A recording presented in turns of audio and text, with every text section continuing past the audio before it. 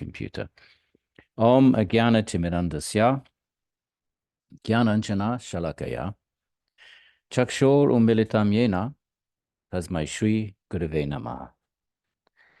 Namo Om Vishnu Padaya Krishna Prasthaya Bhutale Shimate Bhaktivedanta Swaminite Namine. Namaste Saraswati Deve Gauravani Pacharine Nirvishesha Shunyavadi Paschatya Deshatarine. Akandamandalakaram Yena Vyaptam Characharam Tat Padam Darshitam Yena Tasmai Shri Gurave Namaha. Sri Krishna Chaitanya Prabhu Nityananda Sri Advaita Gadadhara Shivasadi Gaura Bhakta Vrinda. Hey Krishna, Karuna Sindhu, Dina Bandhu, Jagatpate, Gopesha, Gopika Kanta, Radha Kanta, Namostate. Hey Krishna, Karuna Sindhu, Ocean of Mercy, Karuna Sindhu, Dina Bandhu, Friend of the Fallen, Dina Bandhu, Jagatpate, Lord of the Universe, Gopesha, beloved of the gopis, Gopesha, Gopika Kanta, also the lover of the gopis, Radha Kanta, especially the lover of Srimati Radharani, is considered to be the highest expression of love of God. Absolutely, ever increasing, never static. Radha Kanta, Namostate. Tapta Kanchana Gaurange. And now what the invocation for Radha. Tapta Kanchana Gaurange, she has golden limbs. Krishna's black. Not white. Not white with blue mascara. Black. Ghana Shama. Shama means black. Krishna means black, the word Krishna. When it's used as an adjective, means black. And so, and Ghana Shama, a little bit more specific, the color of a dark monsoon rain cloud. Ghana Shama. But Radha's gold. So they're quite they're an eternal couple, but in our day and age, I suppose they'd be a modern couple in a very nice sort of way. Gold and black. So Tapta Kanchana Gaurange Radhe. Brindavan Ishwari. You've heard me say she is the Ishwari of Brindavan. In the Brindavan Krishna tradition, it is Radha who is the boss. Brindavan Ishwari. And Krishna does whatever Radha says. So we all, the bhaktas in the Brindavan tradition, we take shelter of Srimati Radharani. Because Krishna sometimes appears to be asleep at the job. Well, Vishnu actually is asleep. He's a Mahavishnu. But Radharani is the queen of Braj. So that's what's distinctive about the Brindavan tradition. Tapta Kanchana Gaurange Radhe Brindavaneshwari Vrishabhanu Sute Devi Pranamami Hare Priya. Apavitro va sarvavasta gatopi va yasmaret pundarikaksham sa bhaya bhyantara shuchihi. Whether we're pure or impure, whatever state we find ourselves in, remember the Atman is always pure. So our states are all temporary. They're all temporary manifestations of the guna. These are our external coverings. But inside everybody is a pure Atman. So whatever we happen to find ourselves in right now in this karmic moment, apavitra va, whether that's pure or impure by some sort of, I don't know, yogic standard or cultural standard or any kind of standard. We're doing yoga, so that would be klishta. That would be the standard of yoga. What is impure from the frame of moral judgmental frame, not judgmental, but the moral frame of, not even moral, the yogically favorable as opposed to yogically unfavorable. What would that be in the context of the text we're studying? Klishta. So whether you're klishta or aklishta, plug that in. So apavitra, pavitro va, whether we're pure or impure, sarva vastagatopi va, any condition that we're in. Ya smaret pundari kaksham, my friends, if we remember the Lord with the lotus eyes, or the lady, if you're a bhakta of one of the wonderful forms of Devi, that would be Ishvarini.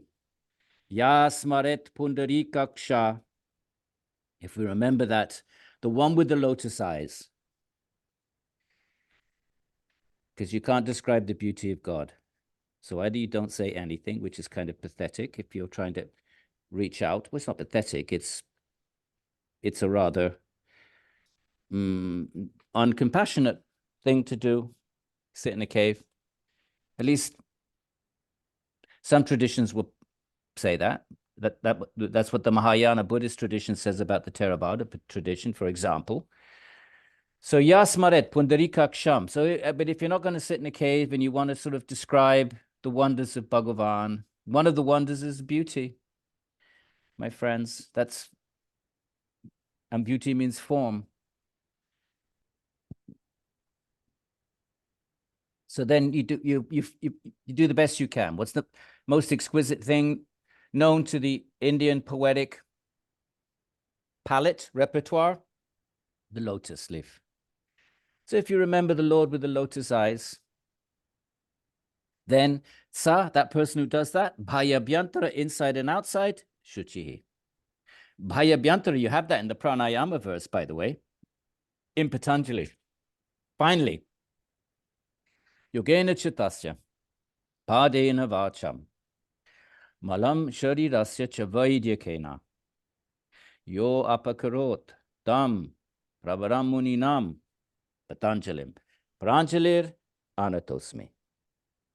Abahu purusha akaram, shanka chakra asi dharinam, sahasrashirsham, shvetam, pranamami Patanjalim.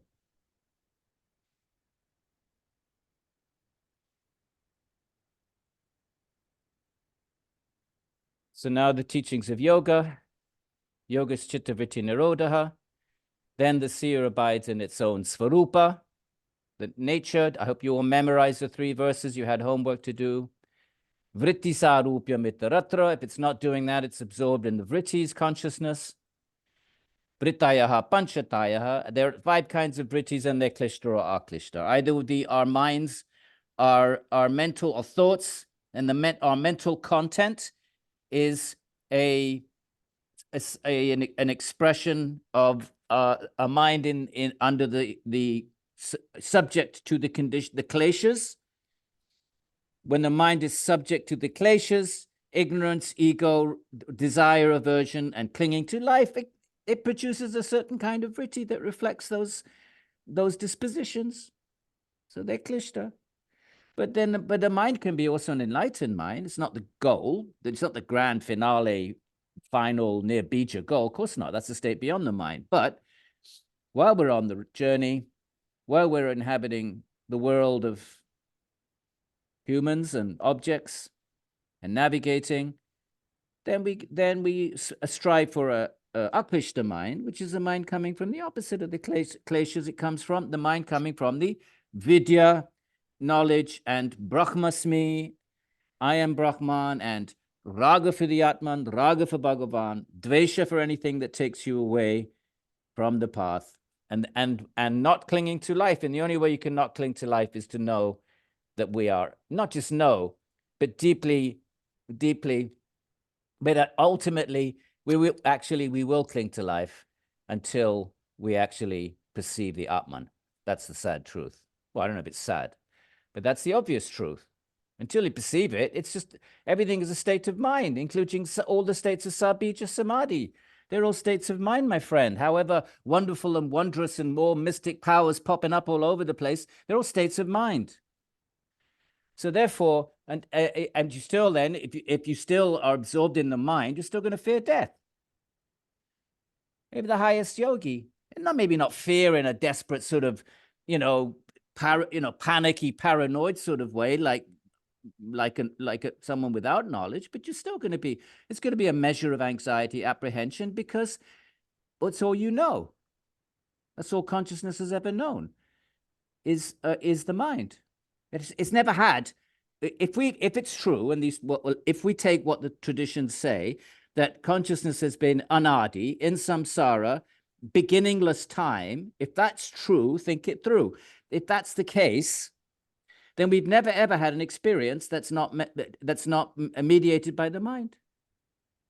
And then and so therefore and a body, and some kind of a body. And when death arrives and takes the known away from us and replaces it with the unknown, there's bound to be a measure of some ripple, even in a great soul. That's why Patanjali say, vidusho api, even the wise. Vidusho is a vidusho. Vidwan, who's a vidwan? A vidwan is someone that has vidya, has knowledge. Even the knowledgeable, they cling. So these are the vrittis, and they are 5 of them. So there's right knowledge, wrong knowledge, metaphoric thinking, deep sleep, and memory. There's 3 ways of getting right knowledge: through the senses, through inference, and from the words of others. And the same 3 ways gives you false knowledge, which is situated in the not that nature of an object. So an object is a tree, and you think it's a post. That's not the nature of it. That's atadrupa. And a metaphor is the use of language, conventional use of language, which doesn't have an actual physical referent. Like time flies, remember? Deep sleep is also a vritti, the support of which is an absence of other vrittis. But it's still kind of a vritti. Tamas is never 100% still. The gunas are never static. So the best you get in deep sleep is very, very, very minor movement of, but still a vritti. Any kind of a vritti. A vritti means to revolve, move. So even in deep sleep, there is some kind of, some element of vrit, of revolving in the mind, even when it's massively under the influence of tamas. As deep sleep. And memory is not forgetting something that you've experienced, a vishaya. And nirodha is abhyasa and vairagya. Learn these words, my friends. Practice, and you have to practice, and you have to at least aspire, at least understand what the goal is. And that is to be in a state of mind free of desire. Let's just get that out there now and cement that in place. Okay? Because none of this, completely free of any kind of klishta desire. That means body, mind. If you don't want to do that, then follow dharma. Then that's not yoga then. If that proposal is, you're not ready for it, or you don't agree with it, or any kind of story you want to say, then the next thing you do, if in the Indian culture, the Vedic culture, you follow dharma then. Pursue your desires, but do it dharmically. That way, at least the next birth, you won't get get awful suffering. So either yoga, any kind of yoga, give up all desire, other than the aklishta ones. Obviously, desire for the Atman, we've already discussed that those are fine.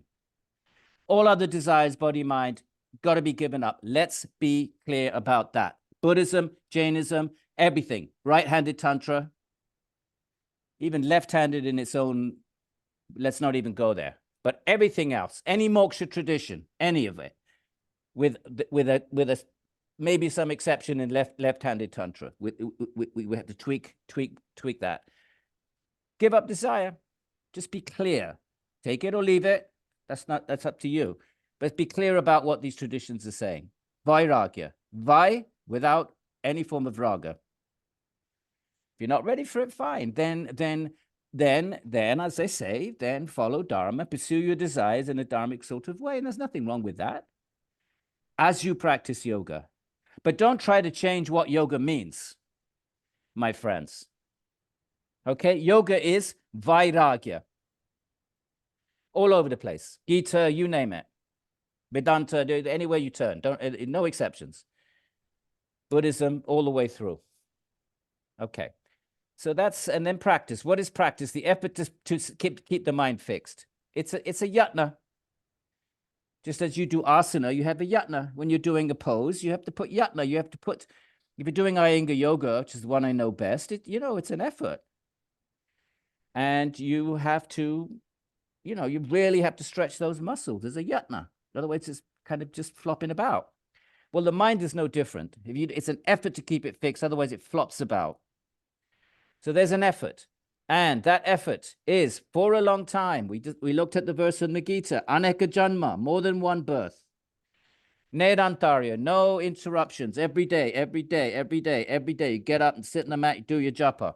Mind doesn't feel like it, just tell your mind to shut the heck up and do the japa. No exceptions.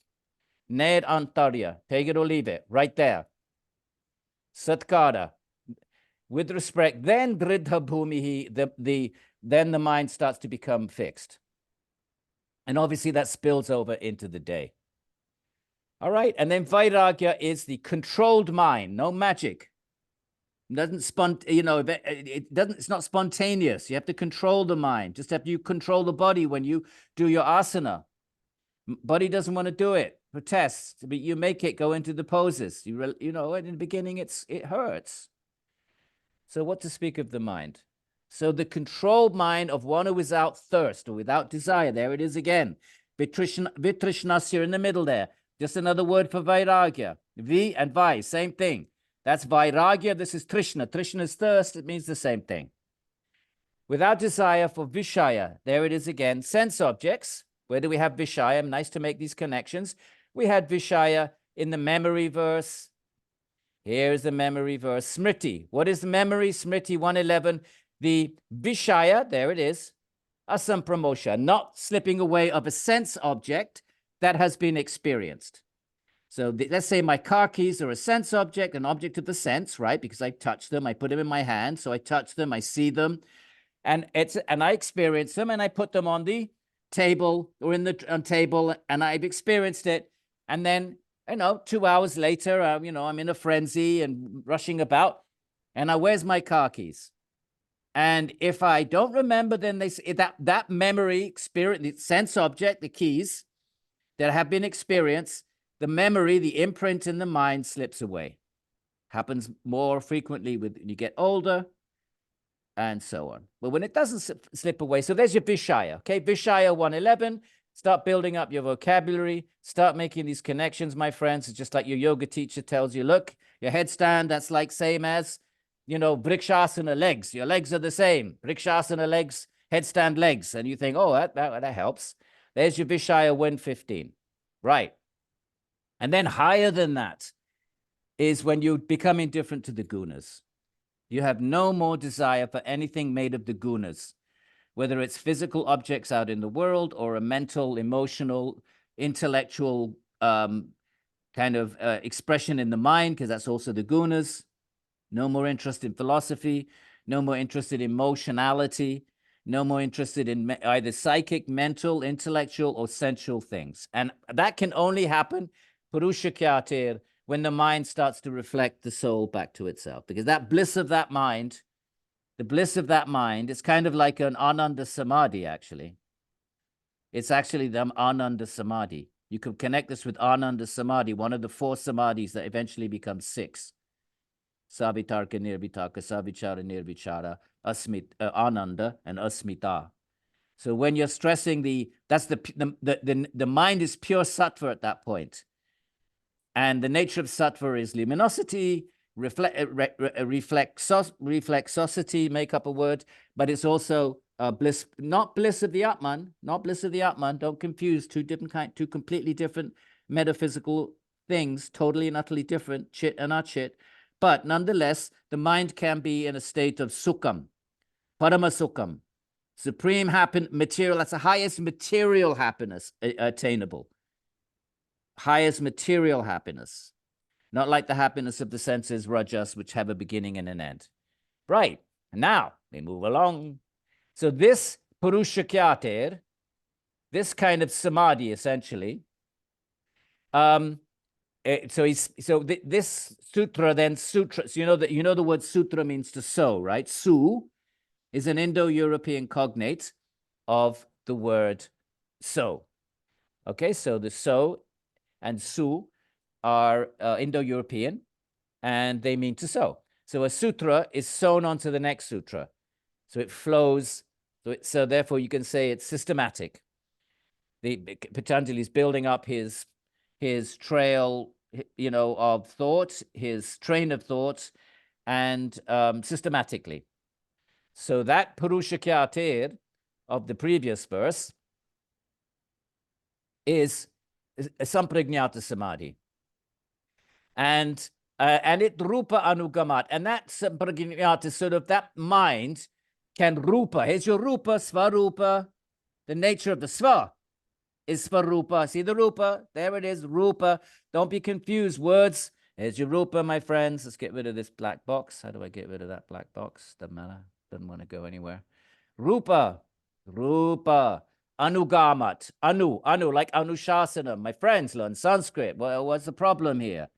Rupa, Anu. You already know all these words. You learned the 3 words I gave you for homework. The Sanskrit language is embedded within. Well, it's all embedded in Om. Om is Brahman, sonic Brahman. And just as Brahman in the Vedanta Sutra, Janmadhyasya Yataha, this whole creation comes from that Brahman. Well, Om is Brahman. So that's like if A is B and B is C, then A is C. Simple first, 101 first lesson philosophy. So A is C. So if Brahman is Om. So if this universe comes from Brahman, then it comes from Om. That the grammarians are going to really focus on this. There's another school hasn't made it to the West. We don't have it. We don't find it in our East-West bookstores. Very interesting school. The grammarians. They say what's their sadhana? What's their sadhana? They do pranayama, or maybe they do, but that's not their principal sadhana. What is it? Sanskrit grammar. Because Om fractures into the letters of the Sanskrit alphabet. So the letters are kind of like bifurcations or splintering of Om, and then those letters come together into words. Those words then are come into relationship with each other in syntax, and therefore by studying the syntax, absorbing the mind in the grammar, and then the words, you are starting to approach Brahman. And at a certain point, just like any other practice, you're meditating on Krishna, and at a certain point, your samskaric image of Krishna dissolves, and the real Krishna appears in a non-prakritic form, in a form made of pure Brahman. So in the same way, by studying the phonemes and structures of these bifurcation of Om in the form of Sanskrit grammar, the mind becomes purified. And one day, it goes beyond these dualities of language and experiences the Om vibrating, the ultimate truth vibrating through the phonemes. How about that for a cool... India's got all these very cool yogic processes, my friends, something for everybody. So learn Sanskrit. So now so samadhi then is when the mind is completely samahadhi, the mind is completely fixed. So then now sampragnata means with a support. That means consciousness is absorbed in the mind. Not a svarupa vastanam, which we know is the goal. How do we know that? Because Patanjali told us right at the beginning, verse 3. But now the consciousness is absorbed in the mind, but the mind is fixed. Right. And these mental states go through various stages called vitarka, vichara, ananda, asmita. Let me just get rid of that binging sound. I think I have to get rid of this, bada boom, and hopefully that would do it. And this one, no, I need that one. So your mind is now fixed on an object without deviation. You've gone through dharana, dhyana, which we will encounter in chapter 2. So chapter 3, beginning. So you're no longer wavering. Mind is totally fixed on your Om. Let's go with Om, because that's comes highly recommended by Patanjali. Although bhaktas will embellish their Om with Om Namo Shivaya, Om Namo Bhagavate Vasudevaya. That's it. That we'll talk about that later.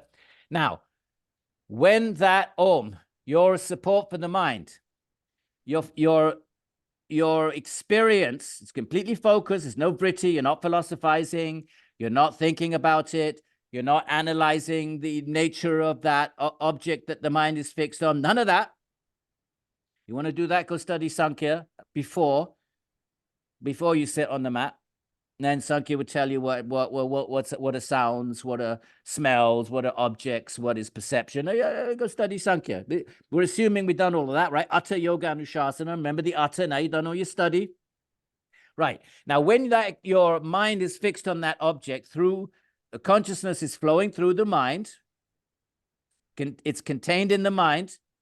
If you didn't have a mind, my friend, you'd be omniscient. Nothing would stop consciousness. And consciousness is like light. It would just keep like light. We talk about Big Bang, right? The light is still traveling up to 14 billion years, pervading the universe. So if light can do that, and light's just a grosser physical element, well, what about consciousness? Why wouldn't consciousness do that? What's going to stop it? What's going to suddenly, where's the stop sign?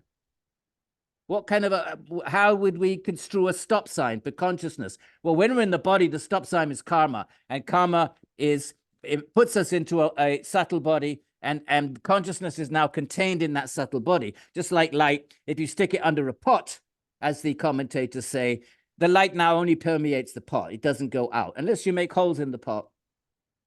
But on this high level, you bypass the subtle body. Potentially, you can get off the road here. Some siddhas, they say, all right, let's go, let's just have this nice omniscient mind and go and enjoy. And they fall, actually, as we'll find out. They fall. But potentially you could do that. But anyway, when your mind, but if you're a real yogi, you want to go beyond the mind, and to go beyond the mind, you don't want an omniscient mind, you want to go beyond the mind, because even omniscient mind is still a prakritic mind, and you're still bound by prakriti. You're not svarupa vastanam. So it might be cool compared to other states of mind, and you could go around. You know what? They're demoniacs. They were demons in ancient India that attained these powers, as we'll find in chapter 4. And they weren't interested in the Atman at all. They wanted just to enjoy, they wanted to dominate and exert power. Who do you think Ravana was in the Ramayana? How do you think he got so powerful? Yogic practice, how about that? Chittavriti Nirodha, how about that? No interest in the Atman. Got off the bus way before Sarupe Vastanam. No interested at all. Svarupe Vastanam. He wanted dominion over the world, but you can get that from siddhis. The yogis don't want that, so therefore they keep their consciousness bound in the mind, but the mind is now concentrating on an object. We'll go with Om, or we go with what your object is. Now, when you perceive that object as gross sound, let's say, if it's Om, or if it's something else like your breath, as gross breath, gross meaning the Mahabhuta. You look at your Sankhya charts, right? You got 25 things on the Sankhya chart. You've all got it in the back of your yoga book somewhere. You probably don't know what the heck to do with it. But on the bottom of that chart, you have the gross elements. I guess nowadays we might call them, they're irreducible subatomic entities. And I guess, physicists would say, I don't know what they would say. The first, after Big Bang, there comes hydrogen and then helium, and then you end up with the whole, and then you end up with the, what do you call it, table? The chemical, the table with all the various periodic tables. So that will be a sort of modern day, so the ancient version of that is, if you went down to the ultimate irreducible gross physics, you end up with 5 kinds of subatomic irreducible entities, and they're not the ultimate. They're not the ultimate ingredients of reality, because they can dissolve into the tanmatras, which in turn can dissolve into mind stuff, which in turn can dissolve into buddhi stuff. So the bottom line, after the 3 gunas, just raw gunas themselves, which are beyond perception, you could never perceive them. But in principle, the next evolute out of the gunas is buddhi. This is important, by the way, to understand some of these verses. So I'm not taking a detour here.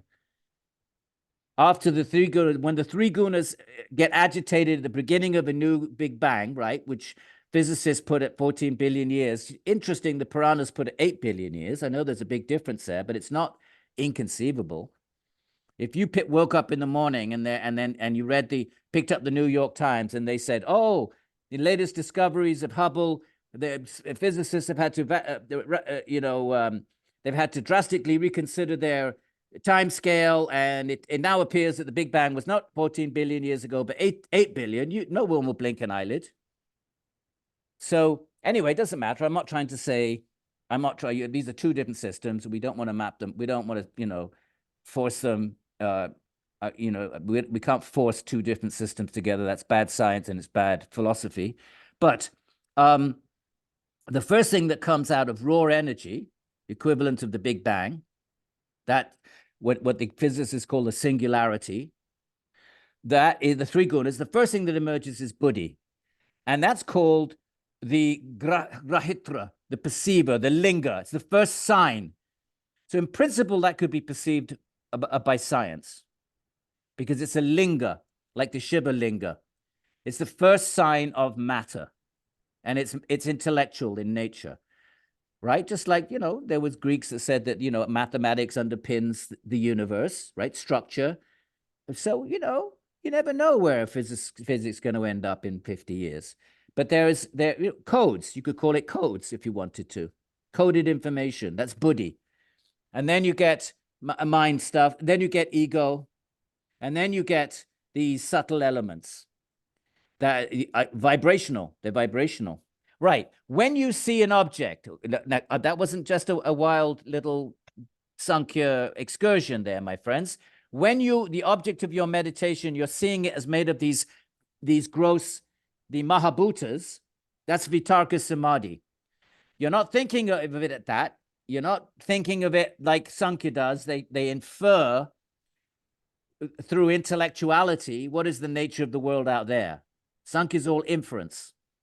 It calls itself as the inferential. They prioritize inference as the highest form of knowledge. Different schools prioritize different epistemes, epistemologies. Yoga prioritizes direct experience. Vedanta prioritizes sacred text, revelation. Truths are revealed from beyond our ability to comprehend, so they're given to us by the great rishis or by God. And but inference then is Nyaya. We keep talking about Nyaya, but also Sankhya.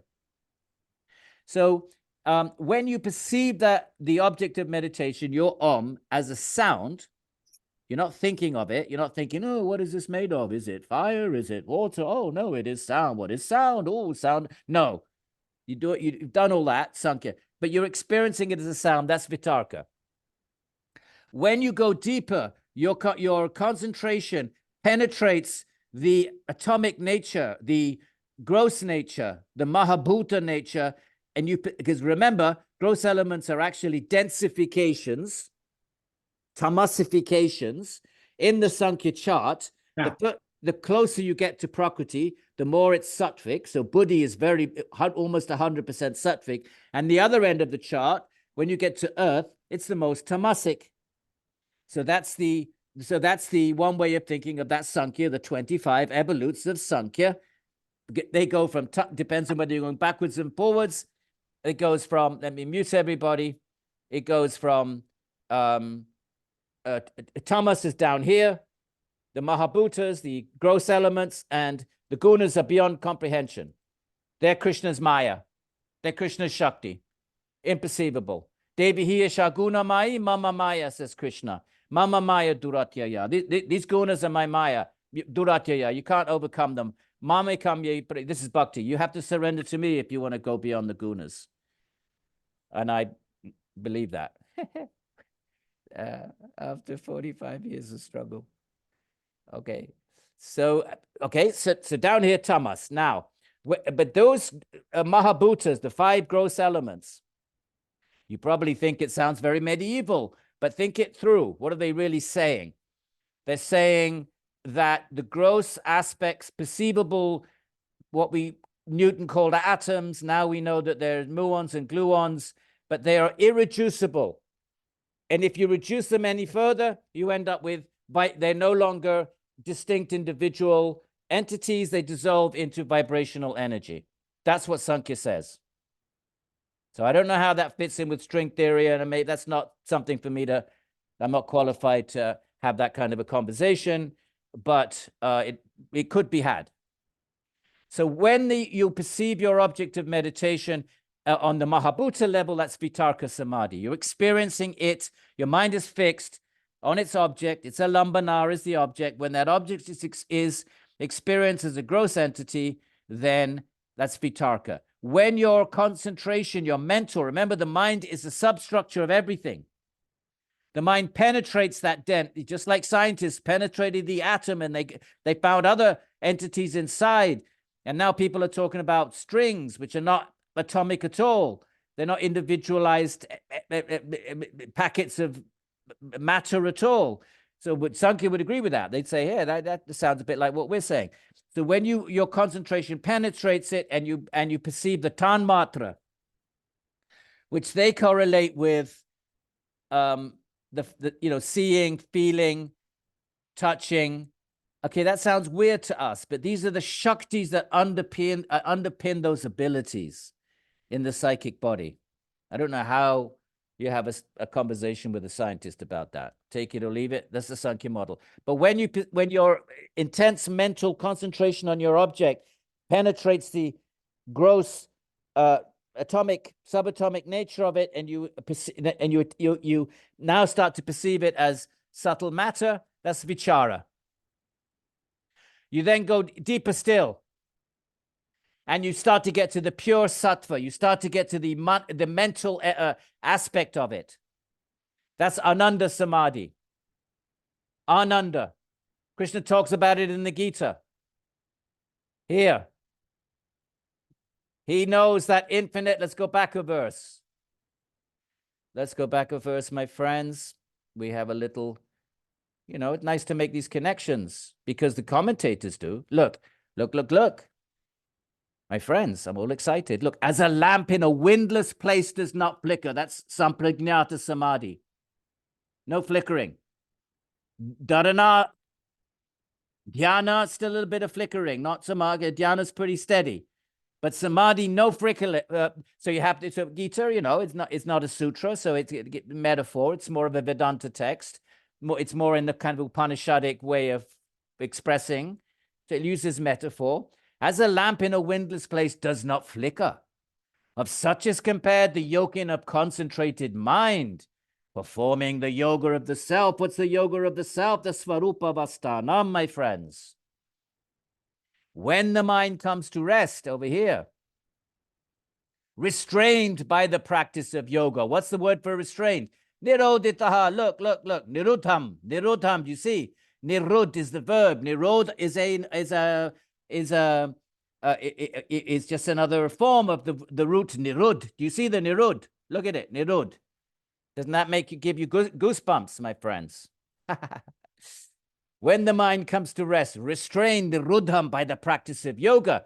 When beholding the self by the self, he's content in the self. What does that mean? Well, that's Svarupa Vastanam, but I'm going to say that's Asmita Samadhi. You're beholding the big self, the Atman, by the little, see the big S and the little s? By the mind. The commentators take it this way. Because when you're in Nirbija, no one's beholding anybody. There's no duality. There's just Svarupa Vastanam. But in the Asmita and the Ananda Samadhis, the mind is perceiving the self. It's reflecting the self. How can the mind grasp something subtler than itself? That's a puzzle. That's, I think, a little mysterious. It can't experience it because it's too subtle.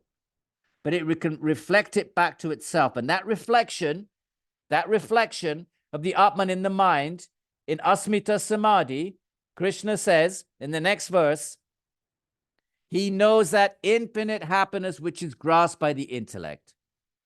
Buddhi. So this is not the Ananda inside, inherent in the Atman. Ananda of Vedanta, not there yet.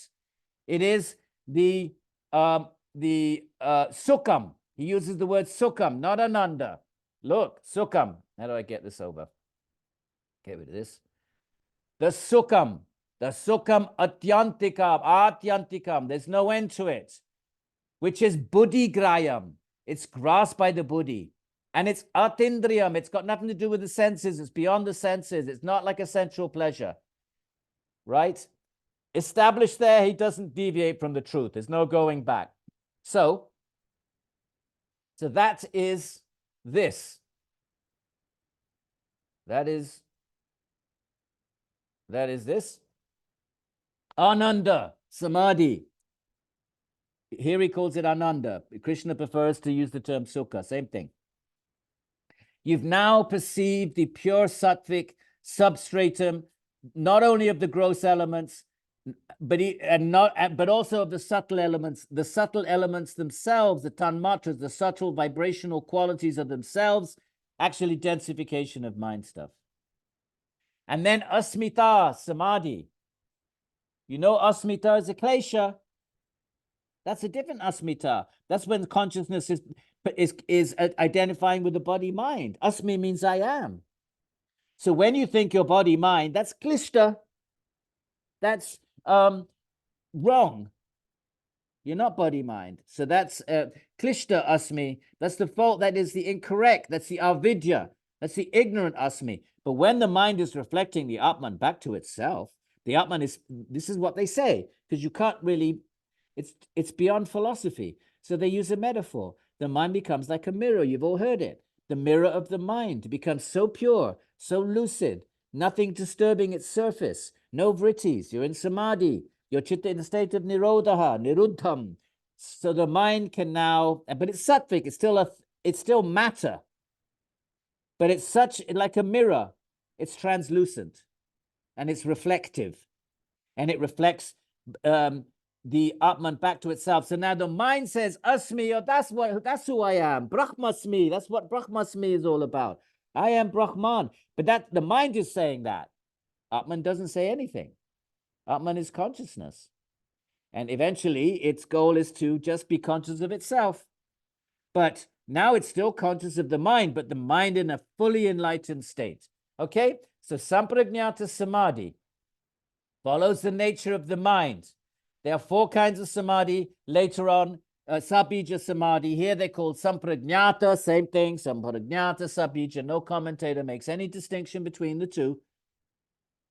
And when the mind is in the, and that sabija, bija means your mind is focused on an object. That object leaves a bija. Bija means samskara. When the mind is focused on an object, whether it's Om or whatever it is, it's going to leave an imprint. That's just the nature of the mind. It can't help it. It's like I don't know, a tape recorder. You put a tape recorder on, it's gonna, and a sound, and then a sound is next to it, it will record it, whether you want it to or not. That's the nature of a tape recorder. I don't know if that's a great example, but let's go with it. So the mind will be aware of anything that's in its vicinity.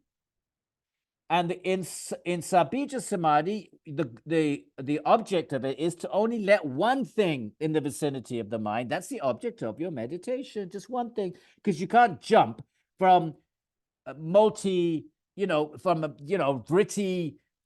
just endless vritti state of mind. You can't suddenly jump to near bija.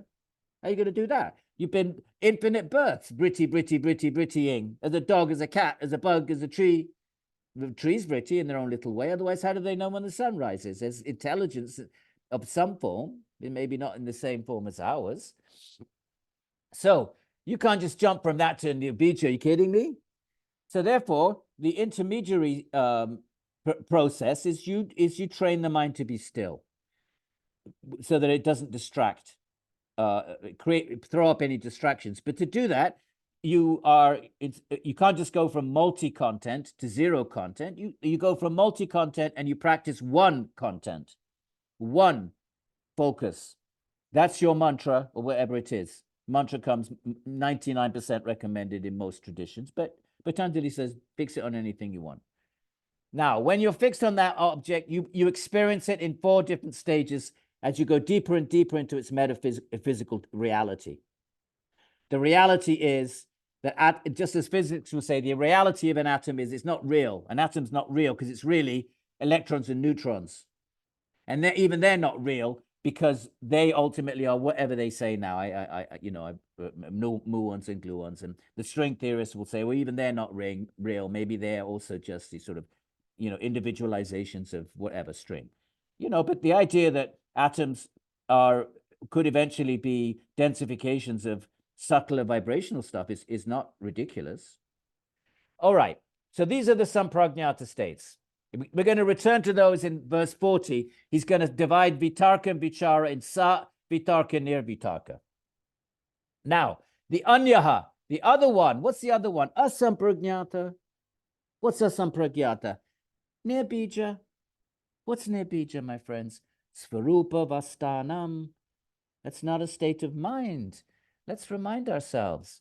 That's not a state of mind. Svarupa vastanam is nirbija samadhi. Let's just be very, very clear about that.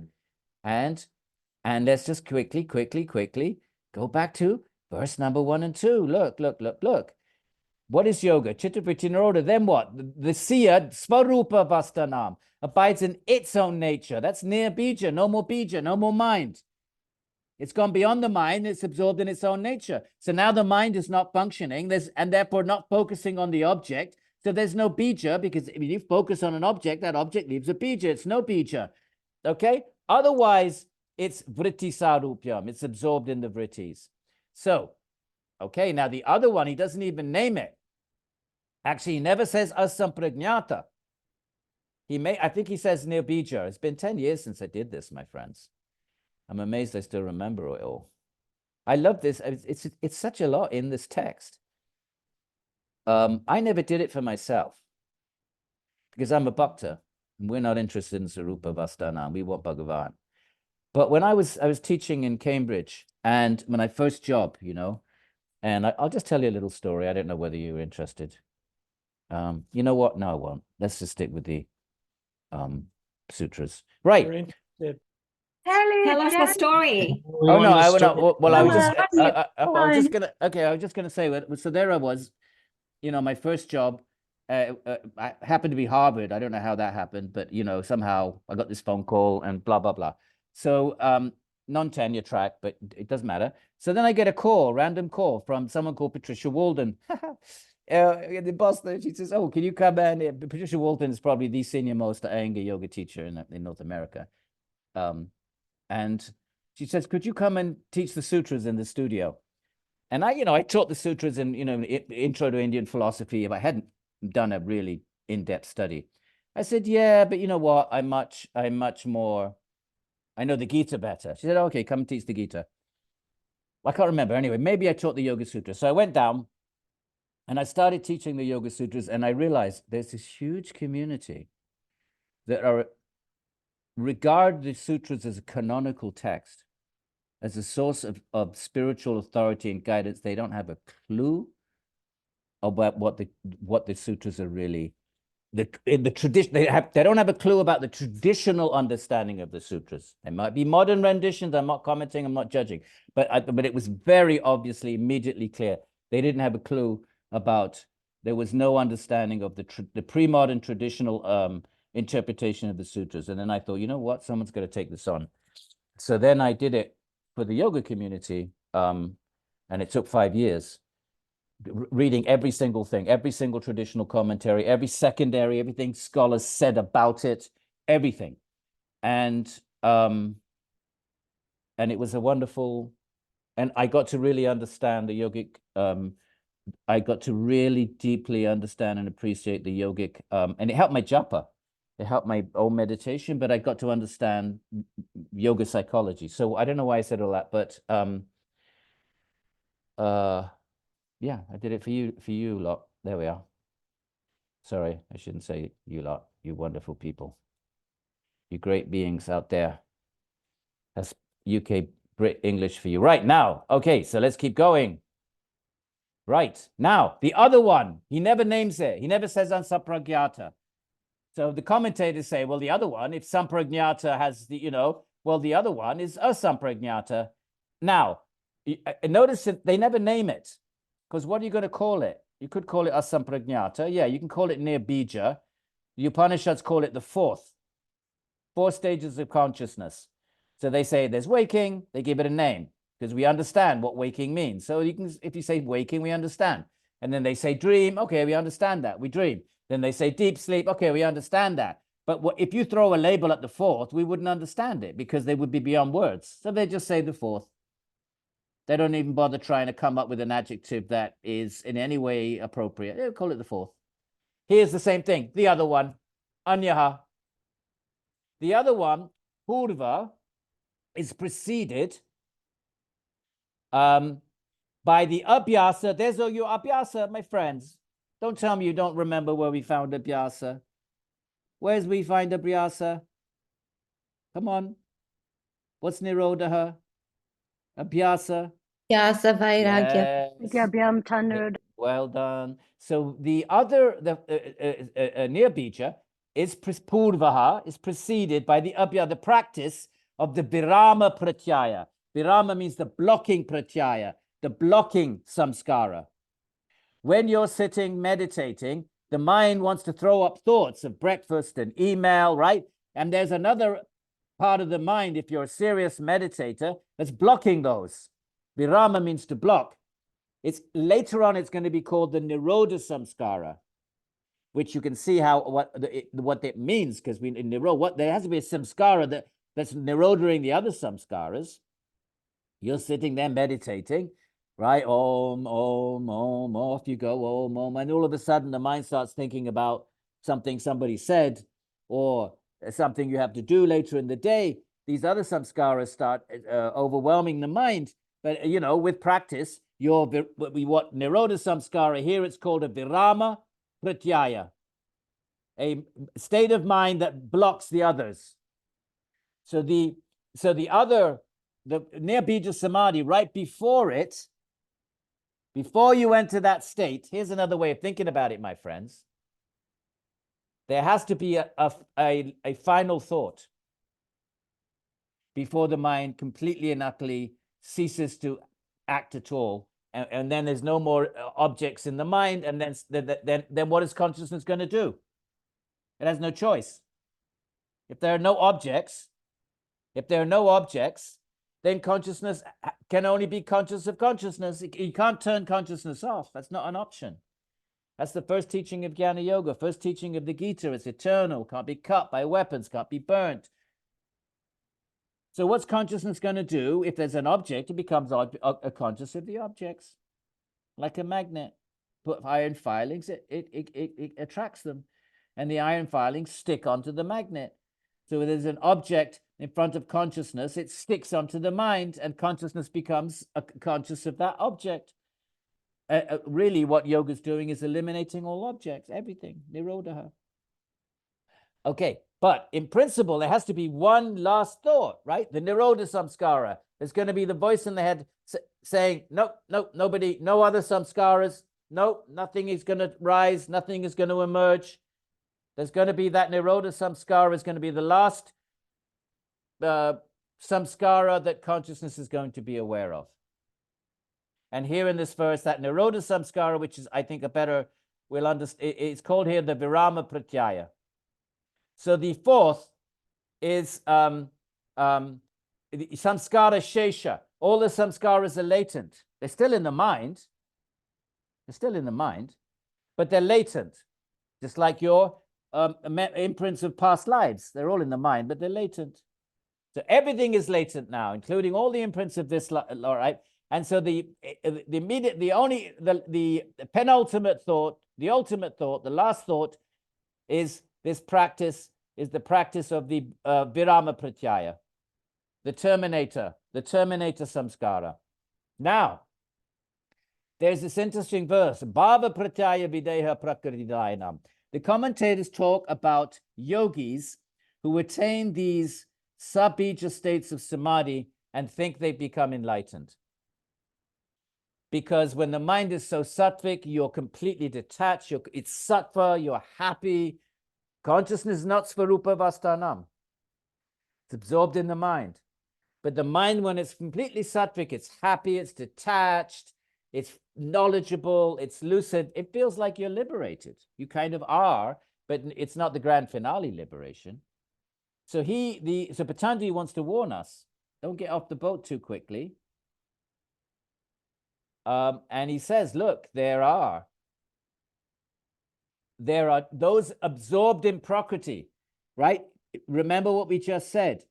Your object of meditation, and later on he's going to say, you know, your object of meditation, which is made of the gross elements, and is made of and those gross elements, that's vitarka, the fourth state of the lowest state of sabija. But those gross elements are really densifications tamasifications, tamas, of subtle energy. And then, and then later on in verse 42, you're going to have savitarka, nirvitarka. Your mind can actually penetrate the cosmic nature of that energy. It doesn't have to be localized anymore in your Om. When you're aware of Om, your consciousness is aware of a sound that's localized. But the substructure of that sound is universal.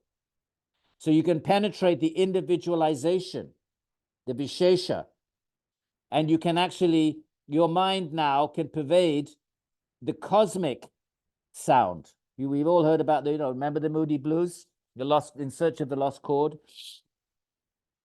Some of this stuff was floating about in the 60s, of course, in the counterculture and, the first kind of ashrams in the West, and, the gurus had to kind of use this kind of cosmic language to communicate.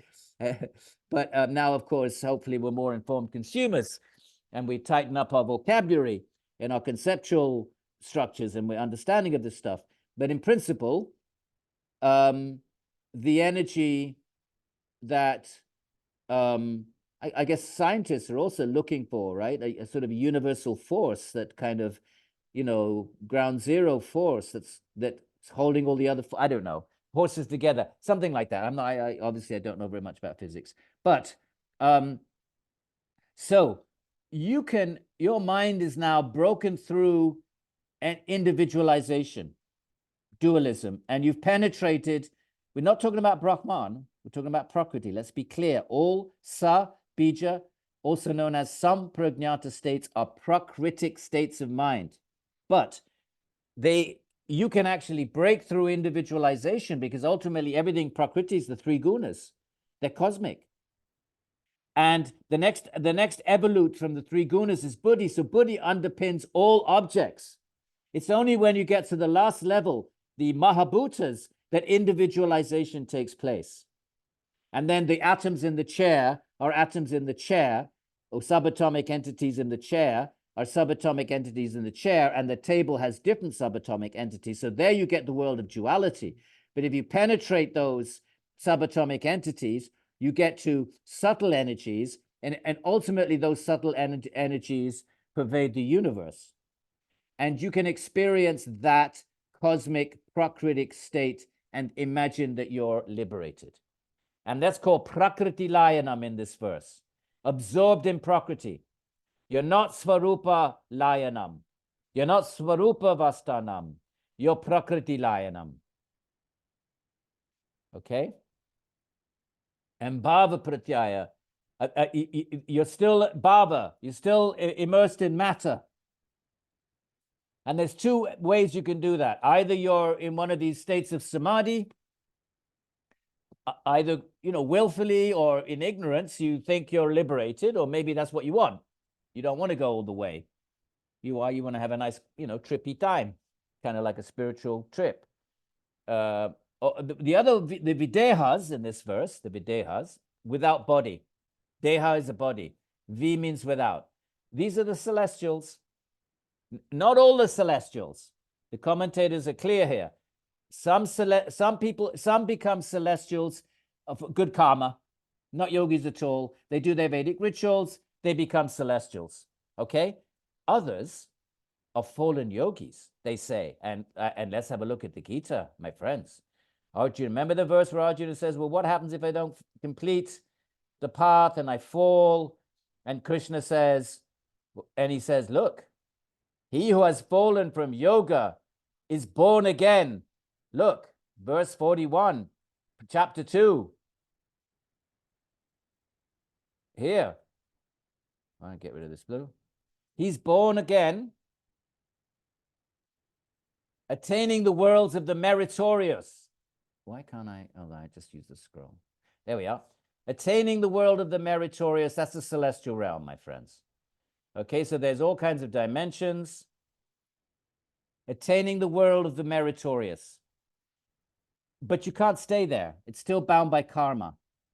The fallen yogis go to the celestial realm. They're different from those who attain the same celestial realms because of good karma. Non-yogis, but they're good karma, very good. They're pious, they're charitable, they do their Vedic rituals. Actually, if you do your Vedic rituals, that's what happens. You go to the celestial realm. But yogis who don't quite finish, right? Arjuna's question, what happens if you fall off the path? Let's look at his question. We had it before. Look. Right. Arjuna spoke. The uncontrolled one who has arrived at faith, whose mind has fallen away from yoga, hasn't managed to control the mind, hasn't managed to fully nirodha the mind, but he's on the path, but he's fallen away from the path. No, he hasn't given it up. He's just couldn't control the kleshas, the ragas took, just surged up and pushed him off the path. Surely some of us have had that experience, my friend. I certainly have. And you don't, it just happens because of the force, the power, the shakti of the ragas, the memories, right?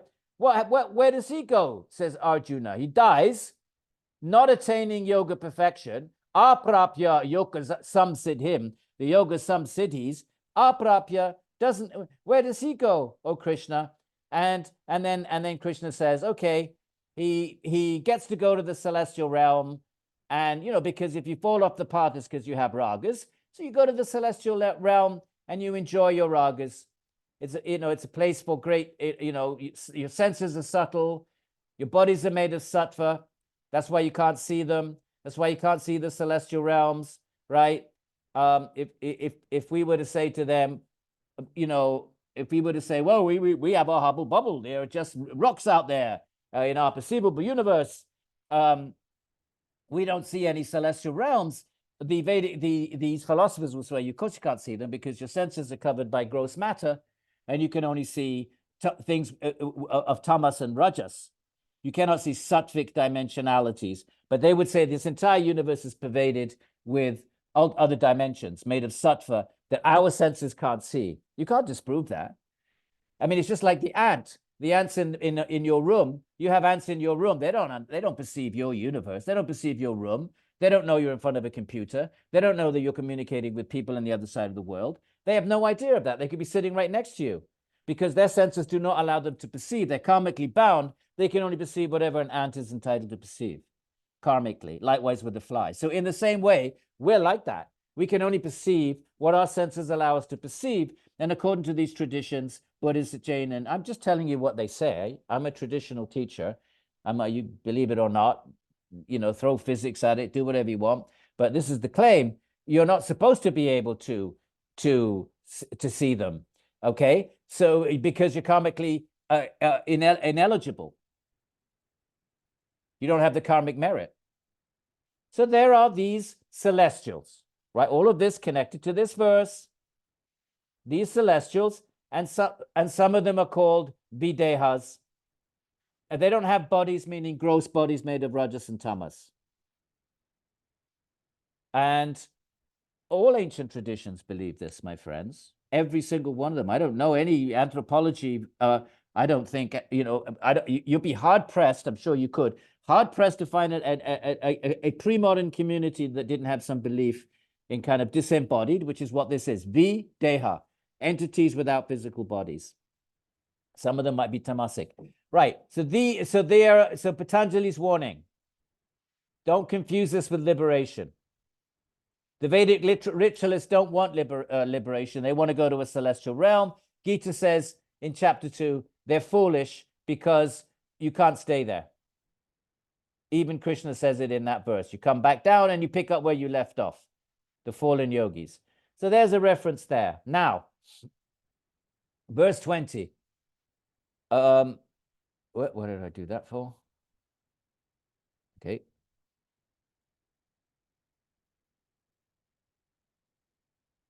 Verse 20, you can all see it, hopefully.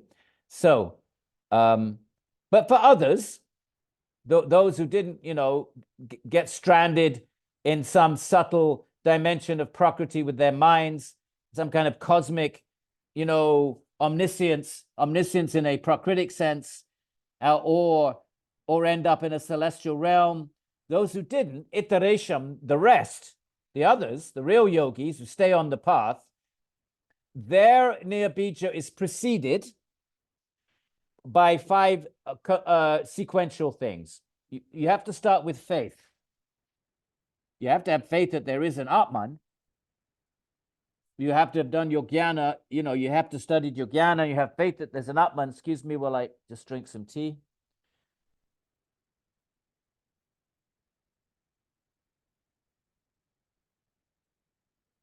And then vidya, with that, you have to stay on the path.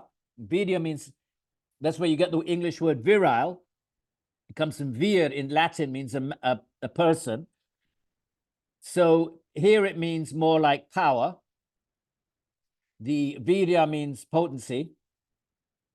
So if you're later on, Patanjali is going to say, if you follow brahmachari and you don't lose your sexual fluids and they remain internal, then you're ojas, then you're retaining your virya, your potency. Just making a connection with the word will reoccur in the brahmachari in chapter 2. So you start with faith, then you've got to, you've got to stay on the path, and you're not going to get blissed out right away. It may take many, many years and lifetimes. And smriti, then you've got to keep the goal in mind. You've got to remember, I'm not this body, I'm an Atman. You've got to keep, a certain kind of jnana fixed in the mind until you've experienced it. It's theoretical. So you've got to keep smriti going. And then you get to samadhi. Then eventually you get to one of these states of samadhi. And in that state, prajna, there is wisdom, because the mind perceives the distinction between itself and the Atman. In the state of asmita samadhi. All this is going on in the mind, not in the Atman. So this is all sabija sort of sequencing. When we take to the path of yoga, we start with faith. We have to have the tenacity to do a daily practice. Remember, Patanjali says Nirantarya in the verse on yatna. Abhyasa, remember? Nirodha is abhyasa vairagya, abhyasa is a yatna effort, and dirghakala, a long time, Nirantarya. No interruptions. You need virya to stay on it, and you need smriti. You need to remember, meaning keep your knowledge, keep your goal, keep, why am I doing this? Keep all that in mind, smriti. And then samadhi, sabija samadhi, and then there will be this prajna. The mind will actually experience the distinction between itself and Atman. At that point, there's no more abhiniveshaha. There's no more fear of death clinging to life. Because the mind has perceived the Atman. Or more accurately, the Atman perceives its reflection. It's conscious of its reflection in the mind, but the mind has that reflection within it. So the mind, animated by consciousness, just like the mind can be aware of the tree out there, consciousness through the mind is aware of the tree out there, because remember, awareness comes from the Atman, but the mind contains content. So the consciousness can only be aware of content through the mind. So let's say there's a tree out there, that's content, that's data. So the mind then it has the impression of the tree, and consciousness perceives that impression in the mind and becomes aware of the tree. Really, the mind is becoming, it's a little tricky. The consciousness becomes conscious of the tree, and the mind identifies the tree. All of that identification, this is the tree, it's not a bush, all that's going on in the mind. But the actual qualia, the actual subjective awareness of the tree, the subjectivity, the consciousness itself is in the Atman. Well, the same happens when the Atman when the mind reflects Atman back to itself. The mind has an imprint of the Atman, sort of, because it's so like a mirror, it reflects it back. So the mind becomes aware of the Atman in a sort of intellectual, deliberative sense. And the Atman becomes conscious of its reflection in the mind, just as it becomes conscious of anything else. It's not the end, but it's the penultimate state. That's asmita samadhi, which we just looked at.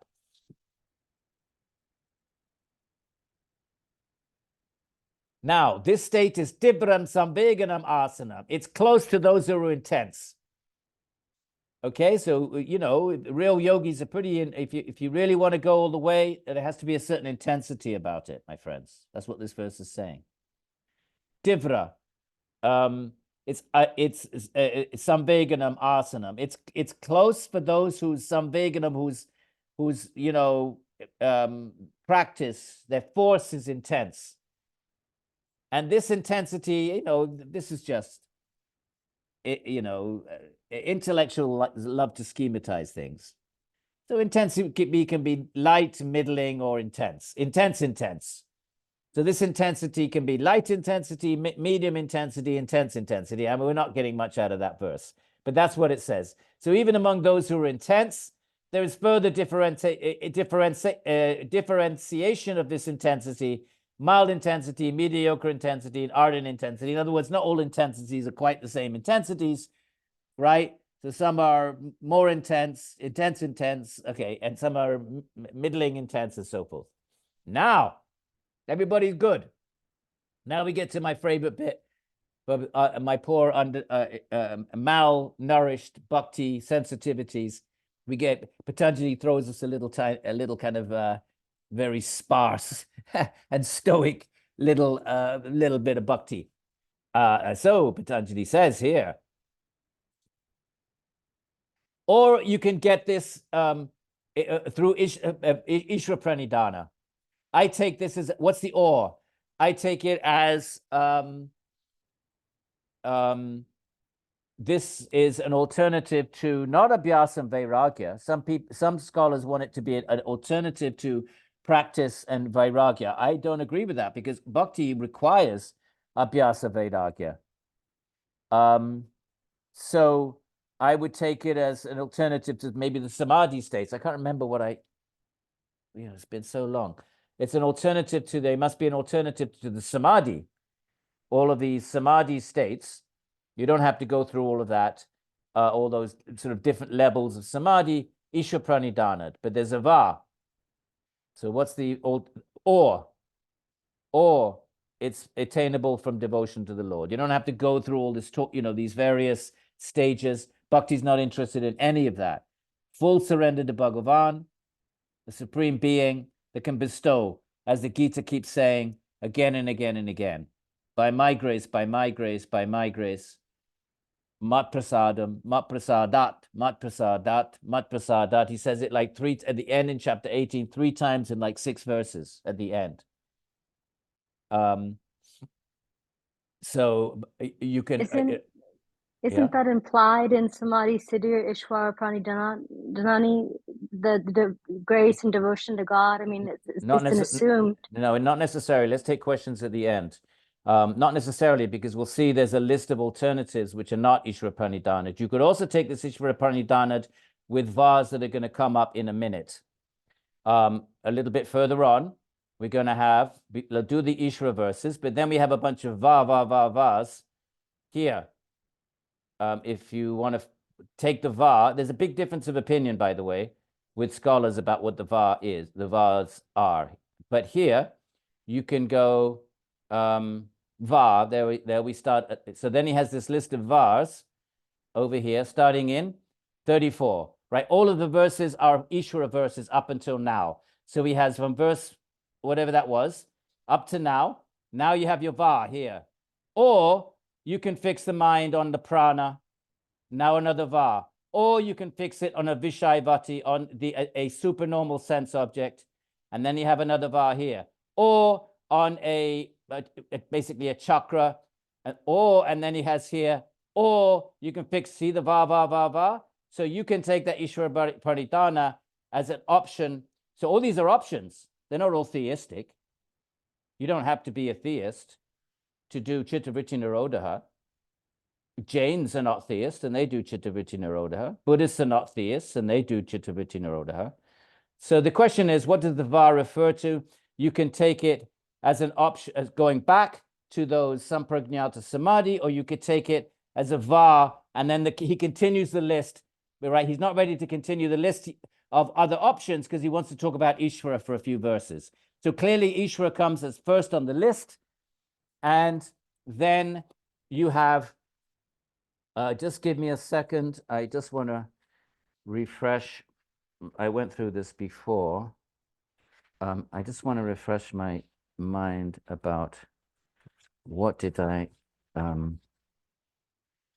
what did I write in my commentary?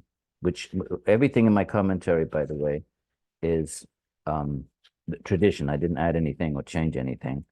Right. So then we have this whole thing, blah, blah, blah, blah. So one option is you take it with the whole list of vase, and before he's ready to look at the other items of the list, he wants to expound on the Ishvara option. Okay. Where do I just, okay, I don't want to take up your time. I'll check that before next class. Right. So, or you can attain samadhi by Ishvara Pranidhana, or it's an option. Right. Now, who is this Ishvara? Now he's going to, the next 10 verses, he's going to unpack this option. You know, who is this Ishvara? Who is he that he can give us samadhi? Pranidha, to pranidha, to place oneself down and before. So sort of like submission, where you kind of like down, forward, down, place. So Ishvara is also a Purusha, an Atman. Usually we call the Paramatman, but he's Vishesha, he's different from us. This is not Advaita Vedanta. This is closer to Vaishnava notions of God as eternally distinct being. That's the position of the Nyaya and the non-Advaita schools of Vedanta, the Vaishnava Vedantins and Nyaya and Yoga, that Ishvara is what does it mean to be a Purusha? He's an individual entity made of pure consciousness, whose essence is pure consciousness, but he's a Vishesha. He's distinct. This is not Advaita Vedanta. The Advaita Vedanta tends to get, you know, superimposed on everything. Advaita Vedanta is one sub-branch of Vedanta. It's not even Vedanta. It's Advaita Vedanta. And there are Dvaita Vedantas, Dvaita, dualistic, and Vishishta Dvaitas, and Dvaita Dvaitas, and other forms of Vedanta where Ishvara is eternally distinct being, closer to Christianity perhaps, and the Abrahamic notion of Ishvara. So Ishvara is a Purusha Vishesha, special kind of, and how is he special? Aparamrishtaha, never been affected. Never been affected by kleshas, ignorance, ego, by karma, by samskaras, vipaka shayer, by, you know, the kind of the fructification of samskaras, never been affected. So he's not a yogi, right? So the commentators are quite clear here. He's not like the Buddha. The Buddha was once not enlightened, and there's a whole genre of Buddhist texts called the Jatakas about the past life of the Buddha. So the commentators say he's not like the Buddha. He's not like the Buddha. He's not like Kapila, the speaker of Sankhya. He's not like these beings that were once not enlightened and became enlightened. No, no, no. Ishvara was never been affected by the kleshas and karma. So he's transcendent, and his seed, bijam, of omniscience is unsurpassed. You know, what does it mean? Because omniscience already means everything. What does it mean that, why would he say his omniscience is unsurpassed? Omniscience is surely omniscience. Well, here I had to sort of think about it because the commentators didn't pick up on this. And here's so I'm going to tell you when it's my thought process, and I thought intensely about this, but I'm bringing in information from other texts. So it's not just my chitta vritti. And that is, the yogi can know everything within a universe. I have grounds for this, for taking this position. The Indian cosmology, there are infinite universes.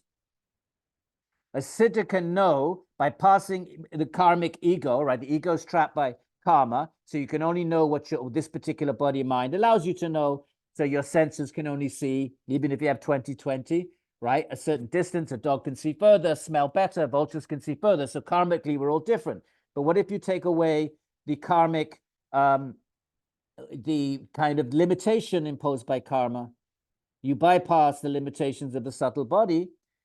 Now your mind stuff can permeate the whole universe. So a siddha can these are the claims, take it or leave it, not just a yoga.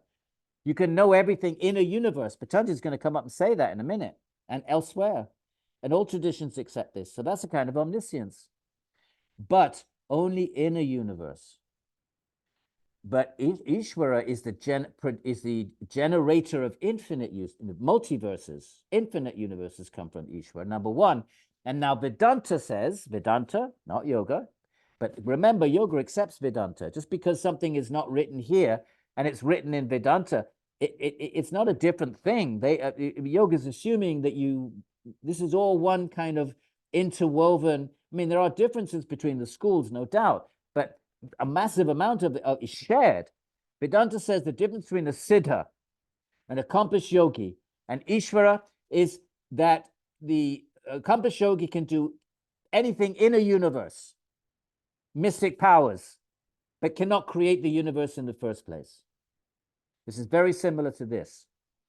A yogi can know everything in the universe, but not anything beyond it. So that's the difference. Ishvara is, from Vedanta, creates the universe in the first place and infinite universes. That's Vedanta. And here, his omniscience is unsurpassed. The siddha, the yogi, accomplished yogi, can know everything in a universe, but nothing beyond it. Whereas Ishvara knows infinite universes, and plus, if we, the Vaishnava tradition, there are an infinity of dimensions in Brahman itself, beyond Prakriti. In Brahman, there are realms made of pure consciousness, not made of the gunas. They're called Vaikuntha and Goloka. So Ishvara knows all of that, whereas the accomplished siddha can only know, which is, of course, a grand claim, it can only know everything in this universe. So that's the claim that the Yoga Sutras make, that the fully accomplished siddha, who's not in a state of Swarupa Vasanam, still absorbed in the mind, but the mind potentially can actually penetrate, just like light can penetrate every corner of the universe, so can mind stuff. Because the universe is a manifestation from mind stuff.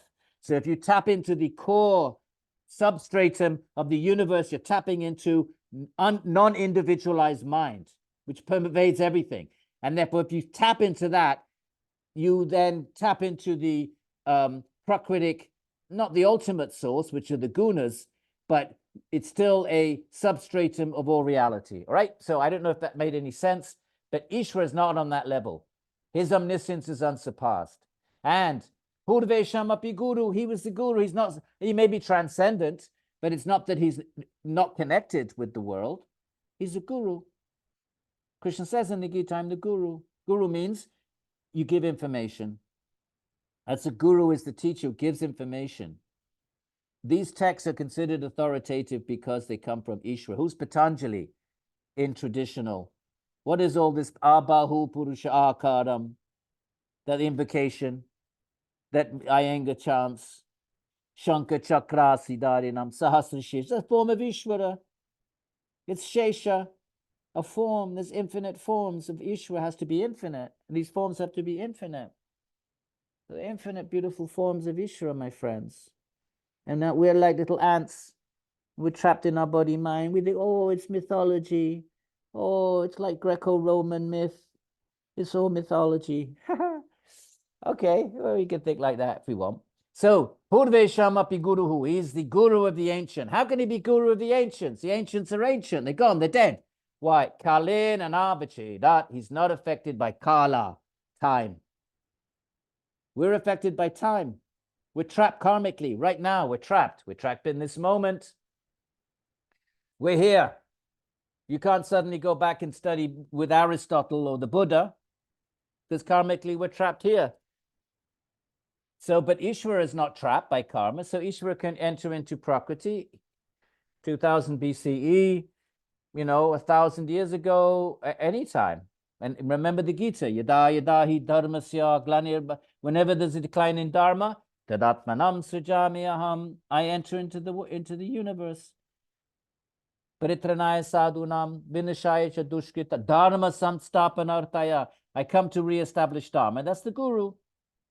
Comes to teach, whether it's dharma, whether it's Ayurveda, whether it's yoga. These traditions consider themselves. Vedanta is penned by Vyasa. Vyasa is who's Vyasa? He's considered to be an Ankshar of Narayana, a partial incarnation of.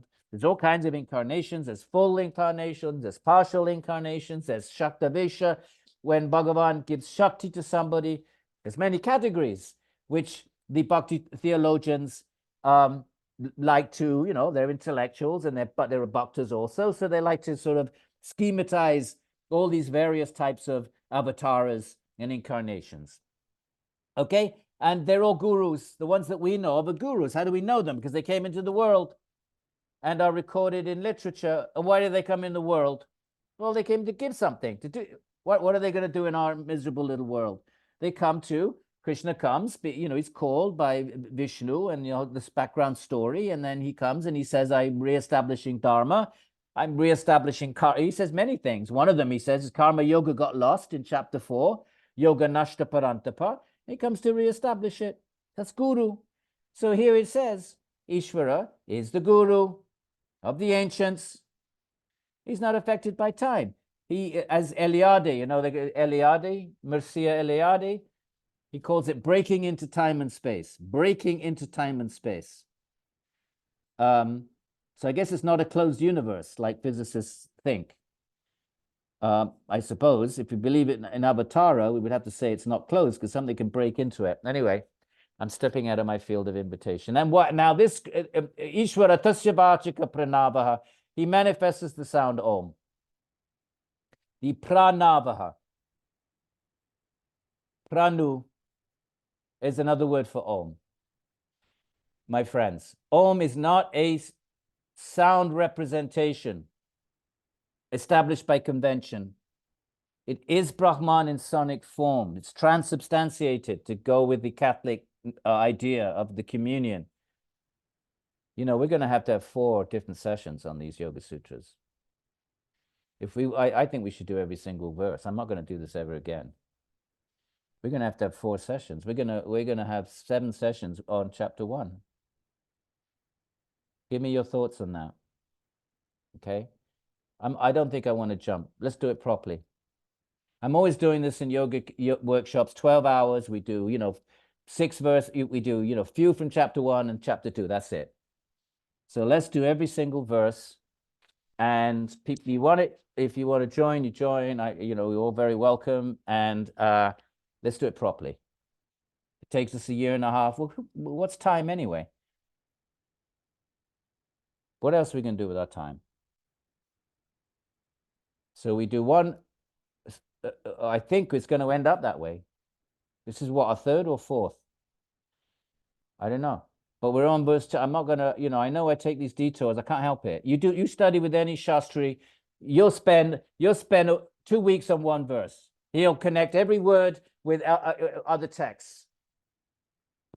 I can't help it. That's how we go about. That's the traditional way of doing Shastra. So maybe we should just stick with this. Since somehow or other, karmically, I got a phone call from Patricia Walden. Can you come and teach the Yoga Sutras? And now I'm stuck with it. And it's a wonderful thing to be stuck with. All right, let's get back to business.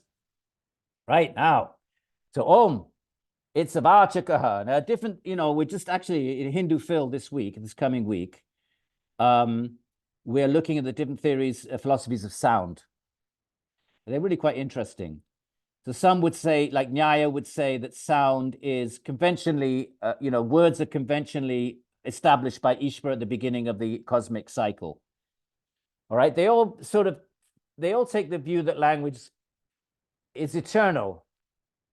You can't, they wouldn't, because they never engage, obviously, evolution, the idea that we kind of like, were, I guess, monkey, pre-linguistic creatures, and that language evolves, not communication, but structured language with syntax and so forth evolves in Homo sapiens. They never encountered that, just like the West never encountered that idea before Darwin.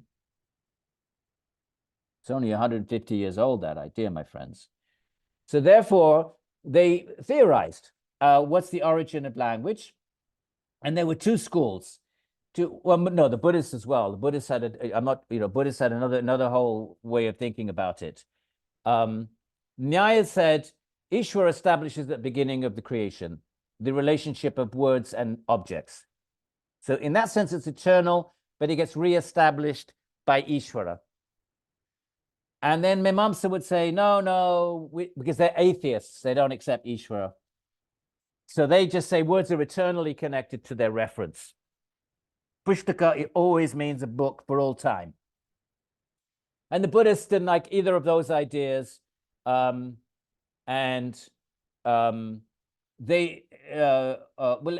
let's leave it at that. So, but the Vedika schools, Om is a little bit different. Whether, in other words, Ishvara, whether that sound is eternally Brahman, as some linguistic philosophers would say, it is Brahman in vibrational form. And others would say, well, Ishvara manifests as sound, just like he manifests in the deity. He pervades the deity with personal presence, so that when you worship the deity with bhakti, then Ishvara is there. If there's no bhakti, Ishvara is not there. Then your deity in the temple is like, just a statue in the Vatican museums of Emperor Nero or Claudius or something, right?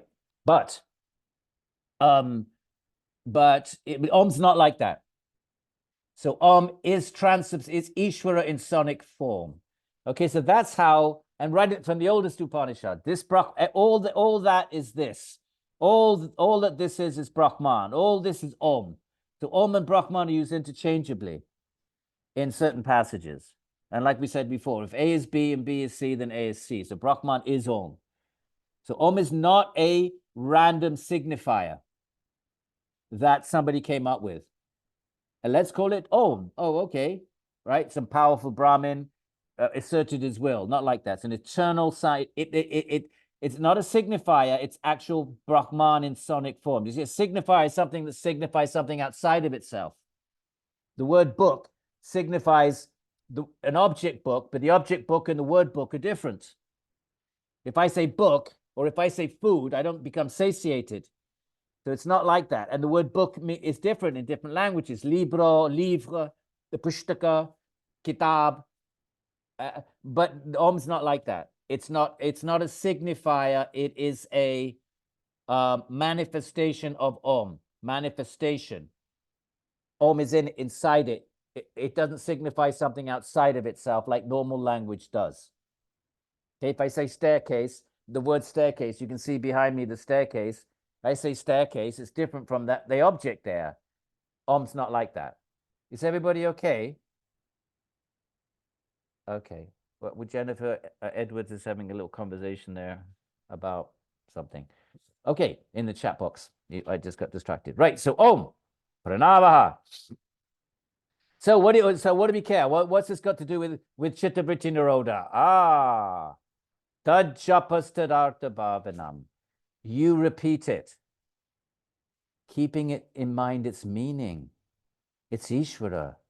The commentators take this as bhakti, that when you chant the name of your beloved Ishvara, the bhaktas are not particularly fond of Om because it's kind of impersonal. And they're in love with their beloved Shiva or Krishna or Vishnu. So they want that Om to it's like a seed. You put a seed in the ground, you don't know what kind of a tree, but then it manifests a tree with flowers and fruits. So Om manifests Om Namo Shivaya. Om, that Om like a seed. It's a bija. Om Prana. Om Namo Bhagavate Vasudevaya. It manifests its forms and qualities. If you're a bhakta, you're in love with the form and quality of your beloved Bhagavan. But if you're not a bhakta, then Om is just Brahman. It's just impersonal. It's just that absolute truth. And it reveals its personal presence when only through bhakti, my friends. Bhakti tvananyaya sakya ahameva vidu. You can only know me by bhakti. No bhakti, no Bhagavan. But you can have Brahman. You can have your own Swarupa. You can still be liberated. You can still transcend suffering. You can attain everything the Jnana traditions say you can attain, but you won't get bhakti. You won't get Bhagavan. Okay? So I know that that's pretty dense, what I just threw out there, but here, you do japa. Okay, so what's japa? I'm sitting in the morning.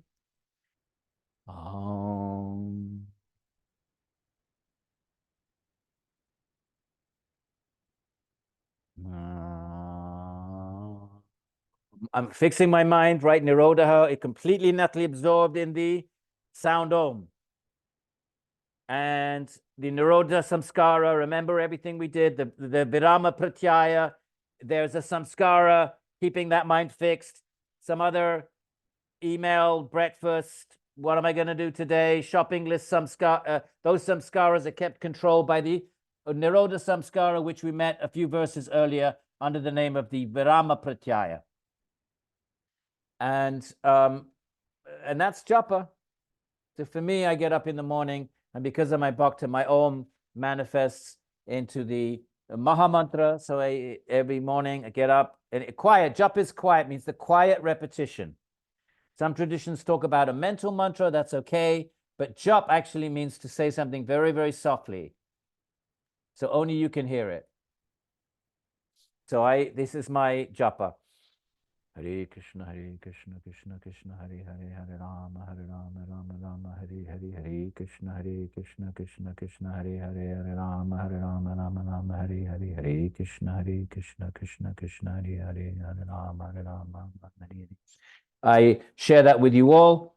You're welcome to take the Maha Mantra, or if you have another form of Ishvara or Ishvari, you take the name of that form. And if you're not ready for any of that, or if that doesn't work for you, then Om. Is Brahman in impersonal, in an impersonal, even the term Ishvara is a personal being, but when you use the term Ishvara, you're not referring to the form and the quality. When you want to refer to the form and quality of Ishvara, use the term Bhagavan, because Bhagavan means the Bhagavan, the possessor of Bhagas, qualities. So Krishna's blue, that's a quality. He plays the flute, that's a quality. He, has his, all of the features, and Shiva has his qualities. So they're Bhagavans. But if you just use the term Ishvara, it just means God in a kind of at that point, the qualities and form is kind of suppressed, is not manifest. And when you use the term Brahman, it's even more suppressed. And Brahman simply means that all-pervading consciousness. And there's not even, and the different schools understand the word Brahman. Some take it as Ishvara, and some take it as simply the Advaita school takes Brahman to be formless, nameless, all-pervading, Satchidananda, impersonal consciousness that is Sat and that is Ananda blissful. So Brahman's going to be understood differently within the Vedanta traditions, but all agree that that Brahman is Om, and that's Patanjali's telling us to do japa. And what happens if you do a japa on the Om? Tataha pratyak chetana adigama. You approach the innermost consciousness. That's your Atman. Chetana is a word for chitti shakti. In other words, what is the Swarupa? What is the Atman? What is its quality? What makes it a thing that's real, right? If something is real, it must have qualities that we can perceive it by.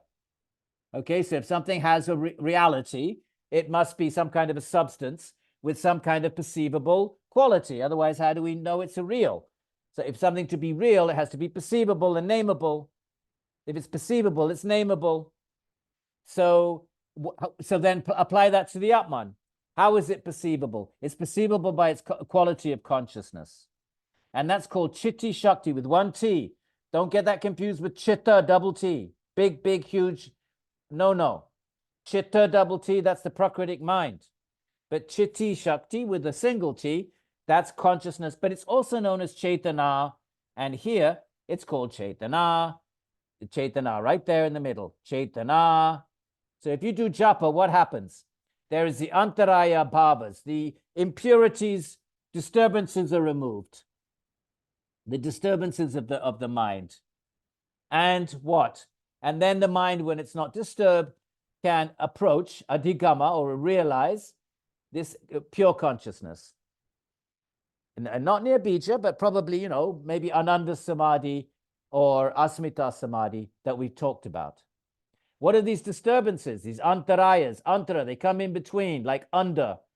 Antara, what are they? Disease, vyadi. Sthana. So disease, and the commentators take this to be, Ayurveda. They refer to Ayurveda, the imbalance of the doshas. So they talk about that under Vyadi. Sthana are idle, tamas.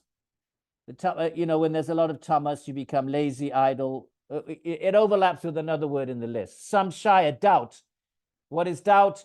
Well, classical doubt is, when an object, you see an object, and it shares a universal with another object, and you're not sure which object it is. Example, there's a tree in the garden, and it's dark, and you can't see properly, and you're not sure if it's a tree or a post. The universal means both of them are 6 foot tall, both of them have the same width, so they share the universal, meaning a property that they both have. They're both 6 foot, the post is 6 foot, a tree is 6 foot, and they're, a foot wide or 2 feet circumference. So they both share the same properties, and you can't distinguish, is it this or is it that? And that's doubt. I'm just giving you the technical Nyaya definition of doubt is when an object shares properties with another object. You're not sure whether it's this object or that object. Now, that's doubt. So all of these are obstacles. But what's it's got to, Vyas gives us a better example. He says, I doubt whether, if you doubt, can I do this yoga or can I not do the yoga? He gives us an example more connected to our practice. Can I do this yoga or can I not? Like, remember Arjuna's question? Well, what happens to the fallen soul? The fallen yogi? What's he really saying? Well, can I do it or not? What if I start and I don't finish? That's doubt. Right? He even calls it doubt. Look, he even calls it doubt. Look. Here. Look, doubt. There it is, doubt. Samshaya, you see it? 639. This is my samshaya, my doubt, Krishna. Right? What happens if I start and I don't finish? Now I have a doubt. What's the point in starting something if I know I can't finish? That's what he's really saying. What's the point in starting? There it is, samshaya. You see the same word, my friends? Making these nice connections. So his doubt is, well, why does it make any sense to start something I know I can't finish? There's an example of samshaya, chapter 6. Right, pramada is idleness. It's just laziness. Right, sthana is more like lethargy. It's not the same as laziness is more willful, whereas sthana is more like one commentator says too much kapha. It's more a physiological condition of the body that it is. Anyway, I don't know. I don't know why this verse is even here, to be honest. Right, I'm sorry. Let me do that again. Pramada. We missed that one. We were doing pramada is carelessness, being careless in your practice, not taking it seriously. Right. Alasya is sloth. That's different from sloth is more a mental condition of laziness, as opposed to sthana was more tamasically lethargic. It's more physiological. I missed out the pramada, right? Bhranti darshana. Some commentators take, the commentators do different things with this. Bhranti darshana is some commentators take it to mean that you're on the wrong path. And nowadays we don't like to sort of we don't like sectarianism, but usually in the Yoga Sutras, the main opposing point of view is Buddhist. The Buddhists, they're kind of like the Patanjali is not a debater. Vedanta, the whole of the second chapter, debates other schools. Nyaya is all about establishing Upanishadic truths, specifically in dialogue against mostly Buddhists. Patanjali doesn't, but he does make some comments. And why? Because yoga says that you have a svarupa, an eternal nature. Buddhists don't accept that. First of all, they say everything's momentary. There's no svarupa. There's no sat. There's no sat. Everything's momentary. So that goes completely against all Upanishadic teachings, that the Brahman is sat, the Atman is sat, is eternal, it's ongoing. Buddhist momentariness, no. They accept they're not materialists. They accept that consciousness is distinct They're not physicalists. It's distinct from the body-mind. It's a skanda. It's a skanda. But they would say it's momentary, number one, and it always is intentional. It always has an object. There's no such thing as svarupa vastanam. Consciousness, for them, Buddhists reject the idea of consciousness being conscious of consciousness. Consciousness is always, even in the liberated state, at least Madhyamika Buddhism, the liberated state is not different from the samsara state. It's just an enlightened way of being in the flow, the interdependent, momentary flow of consciousness. So they don't accept Brahman as some state beyond the conventional world. There is no beyond our conventional reality in Buddhism. So these are major, you can say, reputations of Vedanta and yogic teachings. So they have to be responded to. You have to respond to them. You're a teacher, and then you'll have students coming, and then some of them will say, "Oh, well, we were hanging out with Buddhists, and they say this, that, and the other." You have to have a response. If you have a system, yoga's chittavritti nirodha, tada drashtu sarupe vastanam, you're putting it out there that if you do this yoga, then your seer will abide in its own nature. And then someone says, "Well, there is no own nature. What are you talking about? Consciousness is momentary, and it's always aware of something other than itself. It's not svarupa. It's other. Always, it's intentional means it always has an object of consciousness." Well, you've got to come up with a response to that. You can't just say Om, right? Hold hands, Om. No, you've got to have you've got to have a response. So Patanjali doesn't do a lot of that. He leaves that to Nyaya, but so this idea of Bhranti Darshana, all of that is because some commentators take Bhranti Darshana to mean a wrong view. Actually, the wrong view, even the Buddhists use the same term, not quite the same language, but it's one of the 8, you have the wrong views. You have to give up wrong views. So, these traditions do, I guess we would call them sectarian, but I think that's a bit of a pejorative term. I would be cautious about using the term sectarian.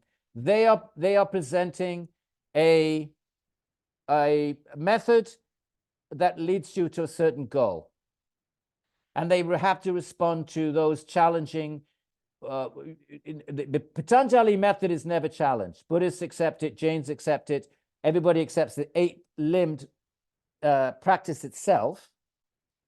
So the actual method of 8 limbs is universal, more or less.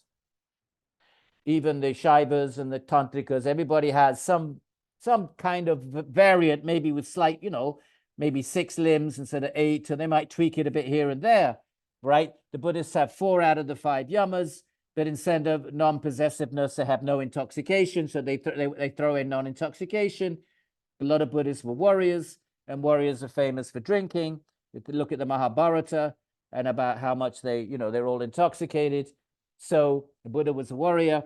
So they maybe, the Buddha felt the need to sort of throw that in there instead of non-coveting, which is not such a, anyway, but the 8 limbs is accepted by everybody, but the goal is different. For Patanjali, it's Svarupa Vastanam. And for Buddhists, or at least for Madhyamika that I know best, there's no, well, all Buddhists would say there's no Svarupa. There's only momentary interdependent flow of consciousness. Can't be absorbed in its own nature. It has to be object absorbed, and it's momentary. There's only an instant followed by another instant followed by another instant. It looks like it's sut, but it's like a movie reel. The movie reel looks like it's streamlined, but if you stop it, you see it's actually little tiny stills, individual. So that would be the Buddhist notion, and so there has to be a response to it. All right, and on and on. Okay, so darshana alabdha. Okay. So failure to attain a base for concentration. Bhumikatva anuvastita atvani. Bhumikat, bhumi. Hang on a sec. Let me just break that up. Let me just have a quick look. 130. How does that break up? So we got bhumikatva. Oh, the bhumikatva, the state of having it's a tva suffix. the state of having a firm bhumi,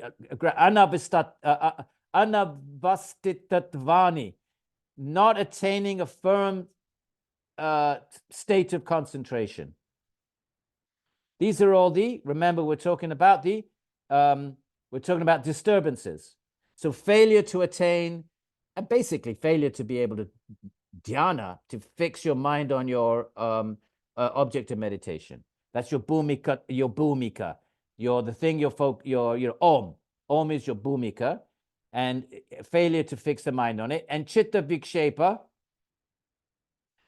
instability, the vikshepa of the chitta. Is your chitta vikshepa? V means away, like vairagya. The distractions of the mind. These are the disturbances. So basically, by chanting Om, these disturbances are removed. I always puzzled about this. Is it that literally you don't suffer disease, or is it that you become detached from these? I don't know. It doesn't. Patanjali is saying these are the. I'm not going to speculate. Patanjali says if you chant your japa by mental concentration, all of these disturbances, including disease. So I guess it's kind of like if your mind is completely sattvic, well, why not? Your mind is completely sattvic, right? People say health is a sort of an extension of your mind.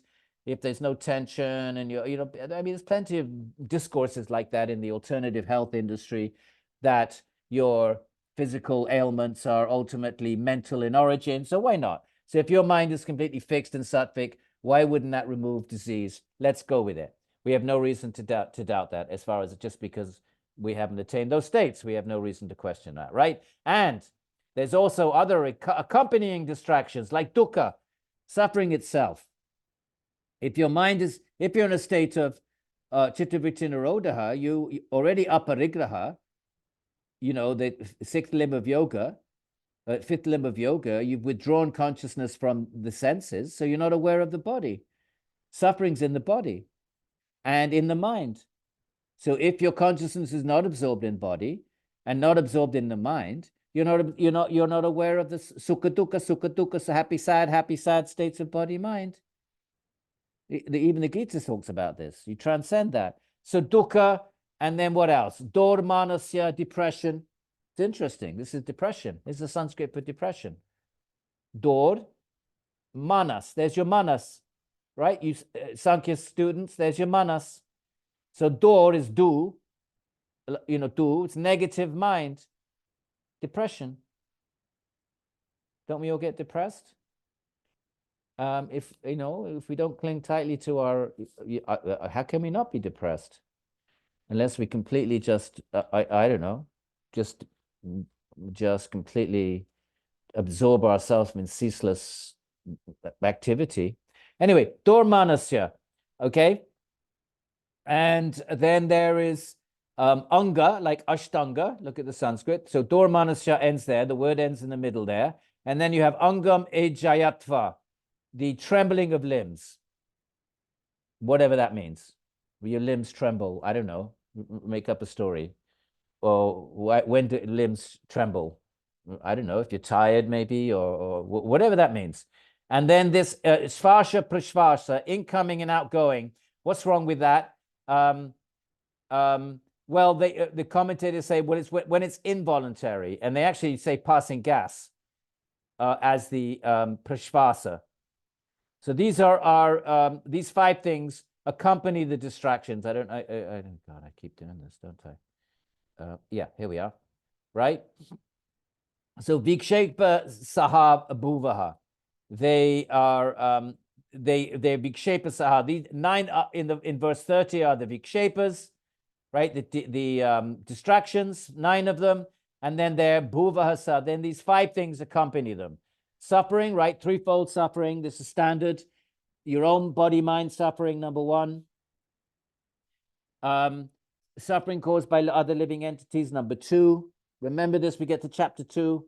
We're going to see the dukkha. Memorize the word dukkha and sukha. Same word, du is always bad. It's a prefix. Whatever you stick it with is bad. Su is always good. So dukkha is suffering. 3 types, your own body, mind, number 1.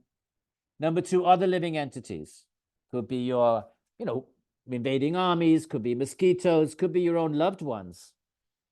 Let's say your parent, your parent is dying. That causes you suffering. So it doesn't just have to be bad things. It could be your own kids that don't call you. They don't text you. Am I the only one here whose kid doesn't text? Tell me I'm not the only one. Okay. But that's suffering, so loved one. All right. So the second is other living entities. The first is your own body, mind. Second, other living entities. The third is they call the environment, hot, cold, tsunamis. Of course, now with all of our weather issues. Okay, these are all removed by this japa and tat pratisheda artam. In order to eliminate it, you ekatattva abhyasa. There's your abhyasa, the third time we've had it. You should practice ekatattva on one object. So far, he's only given Om, but he gave the Va. Now he's going to give a list of other Vas, but not quite yet. Everybody seems to like this verse. Maitri Karuna, it's a Buddhist habit. It's called the Buddhist Viharas. And some people think this is borrowed for Buddhism. I really have a problem with this idea of something borrowing for another thing. Just because one text, an earlier text has something, slightly later text has the same thing, then it's considered to be borrowing. But it could be the case. But you could just as well say there's a common a background, a pool of vocabularies and concepts and practices, and they're shared by the yogis in the forest. Nowadays, we might call them Buddhists, but let's call them proto-Buddhists. Before they become formally identified as other. Before they become other, it takes centuries. One scholar argues it's not till the 16th century. That seems a bit late. Not 16th century. When is Kumara Labhata? When is Kumara Labhata, the Mimamsa? Not when we're talking about 16th century. Kumarila would have been 8th century. One scholar says there's no sign that Buddhist was other, and it was the Mimamsas that othered them. It's not that the Buddhists othered themselves and says, "Oh, we're going off. We got a new thing going on here. You Vedika people, later for you." No, the one scholar studies like the early formative period of Buddhism. He says it was the Mimamsakas that became outraged that the Buddhists no longer performed the Vedic rituals and othered them. And then it went into the hands of the philosophers, who then opposed the Buddhist views of momentariness and so forth that we just discussed. So that's an interesting idea. That's 8th century. Kumara Labhata. The Mimamsa. Mimamsa means the philosophers associated with perpetuating Vedic ritualism, one of the 6 schools of thought that we haven't done yet. And looks like now, if we keep going with the Yoga Sutras, it's going to be a while before we get to Mimamsa. Okay, my friends. So let's just tidy up here. And so therefore, these, by the way, are not goals unto themselves. Scholars have wondered: are these moral principles? Well, of course they are. Let's read them. So you take 1, 2, 3, 4, and 1, 2, 3, 4. So you take 1 and 4, 2 and 5. 1 and 5, 2 and 6, 3 and 7, and 4 and 8. And you pair them up like that. So Maitri, friendship, and then you go to number 5. You make your friendship, you cultivate, right? You cultivate friendship with those who are happy. And remember, happiness in the Indian psychology is sattva. Real happiness is sattva, because rajas is dukkha. So don't think sukha means happiness, any kind of random happiness. No, it's the happiness that comes from sattvic behavior. So basically this is saying you make friendship with the sattvic. Sukha in the Bhagavad Gita is a quality of sattva. Rajas, the quality of rajas is dukkha. I got to throw a log on the fire. 1 second.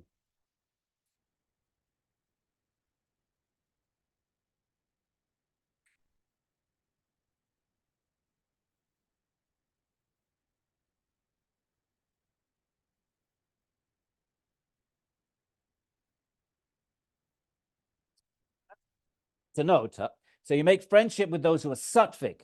And as a result of being sattva, sukha. Then you have karuna, compassion to those who are dukkha. You're compassionate to those who are suffering. A sattvic person sees the equality of all beings. Okay, that sattva means you see the sameness in all beings, and therefore you recognize that that person is me, and therefore you are from recognizing oneness, there's empathy, and from empathy there's compassion. That's the sequencing. First, you have to recognize the oneness. From that comes, okay, this person is me. That's empathy. You're able to put yourself, it's a kind of a selfishness, but a sattvic selfishness. You have to be selfish because you only can experience from the self. Your consciousness is coming from your Atman. It's not coming from somebody else's. It's not coming from anywhere else. Your consciousness is coming from your Atman, yourself. So you can only be conscious of others from the frame of point of origin of yourself. But there's sattvic selfishness and rajasic and tamasic. So tamas, is destructive and so forth. Rajasic sees different selves everywhere. Tamas only sees myself, my tribe. It's very, you're in a box, very tribal, sexist. All of these isms come from tamas. These are limitations. These are blockages on universal vision. Now, rajas is not tamasic, but sees differences everywhere. Black, white, male, female, right? Tamas doesn't even see. It's just tribal, just my little neighborhood. Everything else is danger, trouble, Now, sattva sees the same self. Rajas sees different selves. And tamas only sees my little neighborhood self. So that sattvic self, then, it sees the self in others, and therefore empathy means you put yourself in the shoes of another, and then comes compassion. So therefore karuna comes from, you are karuna from sattva. All of these are symptoms of sattva, these first four. Friendship with the happy, compassion with the suffering, mudita, joy for those who are punya, pious. You appreciate the pious and honor the pious. They may not be yogis. In fact, if you do punya, punya means good karma. Yogis don't want any karma at all. The very word punya means those who are they're in avidya, they think they're body-mind, but they're doing their dharma and they're doing punya, good karma. So you are impressed with that. You don't poo-poo that. You don't reject it because they're not yogis. No. You encourage dharma. Yoga is only for a 0.1%. It's only for a tiny minority. Dharma is for everybody else. And also upekshanam, indifferent or equanimity to the non-pious. You understand who's a non-pious person is really just an Atman like you or I, but under this particular life or this particular period of life or this particular moment in life is under the destructive guna of tamas and rajas. So you become indifferent, no judgment, unless you're a king and you have to judge, or an authority figure. Okay, so if you cultivate that, then chitta, there's your chitta. Your mind becomes prasadanam. It becomes pure, lucid. It becomes sattvic. All of this language. Okay, now we're going to start the other list of vas. This is a good place to stop. And I'll revisit the Ishvara Pranidhana va, because I stumbled a little bit there. And I'm going to say that va is a va, and now we're going back to the other vas. In other words, the first Ishvara Pranidhana va, or you can attain this Chittavritti Nirodha by fixing it on Ishvara, and then you have all the verses on Ishvara. He's a guru, he's omniscient, he's the teacher of the ancient. He comes as Om. You do japa, remove the disturbances and the accompanying and fixing the mind, and you do all of this, and then you have this just stuck in the middle there. This verse seems a bit out of place for me. Maitri Karuna Mudita, doesn't matter, it's a lovely verse. I'm not quite sure why. I don't know, it doesn't seem to be connected with Ishvara, nor does it seem to be connected with the list of vas. If it wasn't there, everything else was connected to Ishvara. It doesn't matter. Okay, now we're going to continue next time with our vas. Okay, so very quickly, my friends, we finished for today. So we finished we finished 16 right? Higher vairagya, the highest vairagya is indifference to the gunas. That comes when the mind reflects, that's sort of an asmita samadhi, reflects purusha. There's 4 stages of this sabija samadhi, also known as samprajñata, right? So purusha kyatir is another way of talking about samadhi in verse 16. That's the highest vaitrishnya. Right. When your object of meditation, you perceive its gross material form, vitarka, its subtler vibrational essence, vichara, its even subtler mental substratum, ananda. You're going closer to sattva. Finally, asmita. The mind is so sattvic, it's reflecting asmi. The real asmi. Who am I really? Atman. That's asmi, means I am. It's the first person, the present tense to be, first person singular. In Greek, it's esmi. Esmi, I am. Asmi. Right. And the other one, the non-samprajñata, asamprajñata, the svarupa vasta, also known as svarupa vastanam, also known as nirbija. Before you enter it, there's got to be a last thought. So what's that last thought? The thought of stilling all other thoughts. That's the virama pratyaya. And now, Patanjali wants to warn us, don't get off the bus too quickly. Don't get off the bus at these samprajñata states of samadhi. You're going to think you're liberated, because you are. In one way, you're liberated at least from suffering and mundane illusions, but your consciousness is still not svarupa vastanam. It's not absorbed in its own nature. It's still absorbed in the mind. So your prakriti layanam, you're absorbed still in prakriti. You're just in a cosmic sort of way, and you're going to experience bliss and omniscience and all this. Totally cool compared to what in mundane experience, but it's not the goal. So he wants to make sure we don't get off the bus too quickly. And these states are, there's a sequence of faith, potency. You've got to have faith in what you're doing, be potent about it. Have some vigor in your meditation, keep the goal in mind, samadhi, and then wisdom. Wisdom means wisdom. All these words, wisdom, viveka, prajna, ultimate wisdom is to understand the distinction between the sat and the asat, the true and the false, the atman and the non-atman, between purusha and prakriti. That's the highest state of wisdom. There is no wisdom beyond that. Beyond that, there's svarupa vastanam, no content whatsoever, pure consciousness. Right. And now this state is near if you're intense. And your intensity can be little intense, middle intense, intense. So you don't want to intense. Or you can get it from Ishvara. Ishvara is also Purusha, but never been affected by klesha karma. Transcendent being. His omniscience is supreme. He was the guru of the ancients. He comes as the sound Om. What use is that to me if I'm trying to chitta-vritti nirodha? Well, because you do japa. Japa is a chitta-vritti nirodha practice. It's the only chitta-vritti nirodha practice in bhakti. Most bhakti practices are active mind. But japa is the exception. It's a nirodha practice. So you do japa, and that will clear your consciousness of the disturbances and bring you to your atman, your pratyak chetana, your consciousness. What are the disturbances? Disease, idleness, doubt, carelessness, sloth, attachment, misapprehension, failure to be fixed, and instability. And they are also accompanied by suffering, trembling, and inadvertent inhalation and exhalation, meaning when you don't control it. And one commentator does talk about passing gas here. And you have to fix it. How do you fix the mind on ekatattva? Ekatattva, I didn't stress this. One object.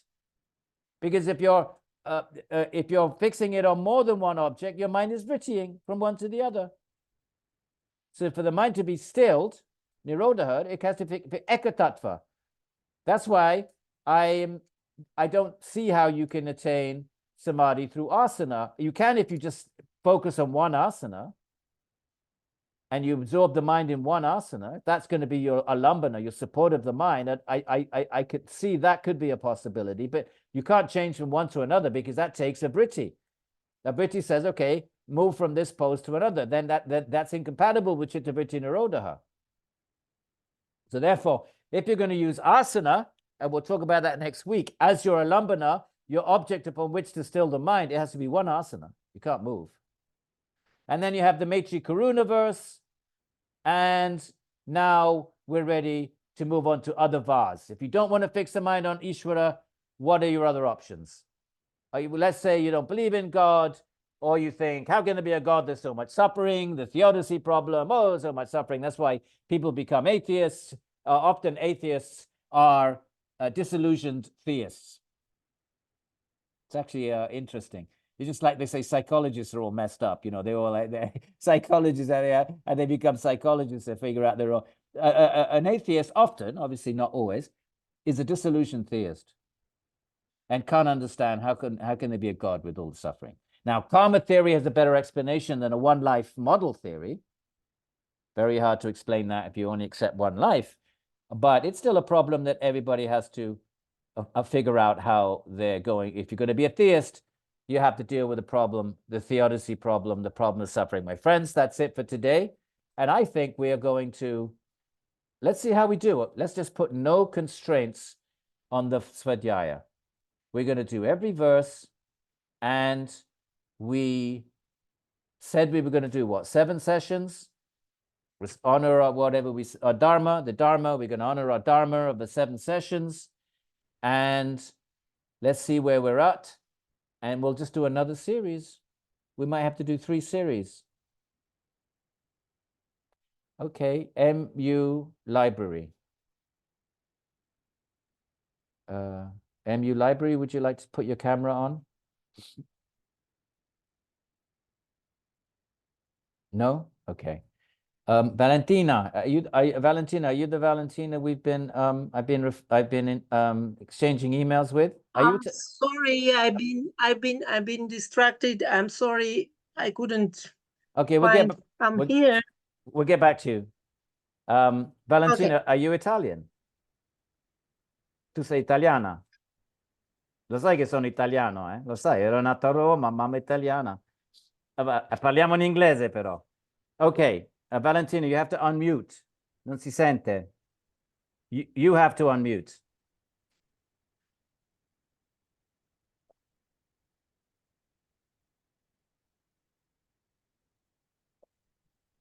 We can't hear you. We'll come back to you, okay?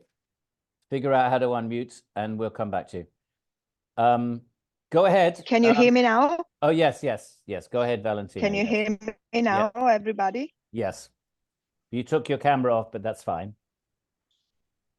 Hello, everybody. Can you hear me now? Yes, I can. Yes. You can't hear us. Can you hear me now? Yes. Oh, wonderful. Yes. Oh, so nice to meet you. Yes, nice Valentina. To meet you finally. Yes. So if it's possible, I have 2 questions. The first one is when you were talking about the mantra, the japa. Yeah. If I don't relate with Ishvara Pranidhana, can I take one of the sutras that I resonate with and make it as my japa? Well, like, I don't know if I resonate with the one that we just made about Maitri Karuna, Mudita. Can I just use that? I mean, you can use anything. Patanjali is going to say yata abhimata, but you can't be focusing on the sequence of meaning. And a sutra is a expression of meaning encapsulated in a sequence of phonemes that is structured by syntax. So you can't be thinking, contemplating Maitri and Karuna. That's a nice contemplation, but that's not a Chitta Vritti Nirodha practice. So you have to have something that your mind is completely and utterly still. It's not thinking of meaning. There's no semantics involved. So it probably wouldn't be an ideal. I mean, there's no reason why you shouldn't, but typically, in order to avoid that, the japas are bija, they're mantras. Without meaning, they have meaning. But you know, Om is Brahman, but they don't have intellectual. They don't have sutraic meaning. So I would think about that. In principle, you can fix the mind on anything. But you know, traditionally, that would not be a japa mantra. No. That would be a nice pious sort of sutra to that would be kind of a jnana yoga type practice. Jnana yoga, whereas you're contemplating the jnana within a sutra. So if you're not a theist, then take Om. Om is just Atman. Om doesn't have to refer to Ishvara, but the theist Om is Ishvara. But if you're not a theist, Om can just be your own innermost Atman. That's also Brahman. So take Om. What was the second question? The second question was about the translation of upeksha, the indifference. Because in English, indifference, we have a bit of negative idea of what is indifference. Yeah. So would you still say that indifference is okay? No, I wouldn't. It's too loaded. What did I put? Then yeah, you have to be very careful. I mean, it's not that it's wrong. Equanimity.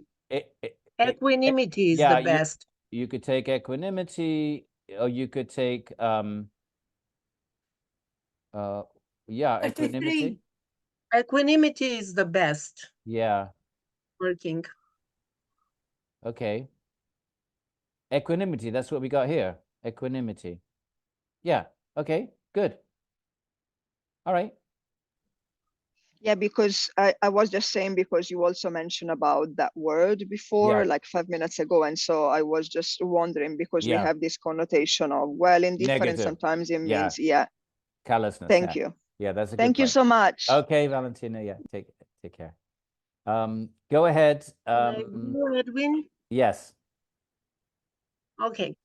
So I have two questions. We have a lot of hands up, my friends. So everybody gets one question, please.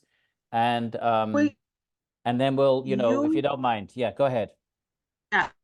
Very quickly, and it's kind of a yes or no. Take them out. Yeah. Saying in the beginning that Ravana was not interested in doing Chittavritti Nirodha, and he got all his cities. No. He was interested, but he wasn't interested in the Svarupa Avasthanam. Look here. Okay. Samadhi. No, I'm getting. Look, let's go down to chapter 4. Take a second, and because this is actually quite interesting. It took me a while to figure this out. Go to chapter 4. Oops. Why can't there must be ways of doing this. How do you get the little bar to go? There we are. All right, go to chapter 4. And it says the first verse, the very first verse. Chapter 4. These Chittavritti Nirodha states, no, they're talking about the powers. The siddhis can be born in 4 different ways. They can be a byproduct of samadhi, that's the yogic way. You can get them from tapaha. So demons, the great demons of Indian epic, how did they get their powers? Tapaha. What is tapaha? Yes. They did Chittavritti Nirodha. That's tapa of the mind. You can get it from mantra. You can get it from herbs. They like this down in the Lower East Side. But what herbs were the commentators say? Soma, which is the drink that nobody already in ancient times. The commentators say we don't know what it was. It's in the Rig Veda. In the Vedic sacrifice, soma is some kind of a plant. We know it was a plant. We know it was pounded. We know it was mixed with milk. We know it was sieved through a sieve, and it was offered to the devas in Vedic ritualism. In the early Vedic ritualism, that's going back before the Upanishads, there was soma. And already by the middle Vedic period, the commentators, or at least later Vedic period, they don't know, they admit, we don't know what it is, what the soma was. So that's the herb, they take the herb. And Jamma, you can get mystic power by birth. What did we talk about earlier on? If you become a celestial, you have mystic powers. So, but your point is, your question is the demons, the great demons, the great demons. So they did tapas. Yeah, they did tapas. And okay. Thank you so much. That was an interesting question. Thank you. And I have quickly the other one. So is Yoga Vashishta considered a yoga text? Yes, Advaita. Or It's a an mixture. Advaita? It's a Advaita Vedanta yoga text. Advaita. So can we classify as a yoga text or as a Advaita? Well, it's both. It's an Advaita yoga text. There's no boundaries. We create these artificial boundaries, but there's no boundaries. That's a text which is Advaita in metaphysics, but it is yoga. So it's a Advaita yoga text. You know, Okay. let's not these walls. You know, the 6 schools of philosophy are somewhat artificial. Marco. Hi, Edwin. Hi. Just a quick confirmation. Asampranyata Samadhi is the same as Vairupivasana, because you also mentioned that. Yes. Okay. Also known as Nirbija.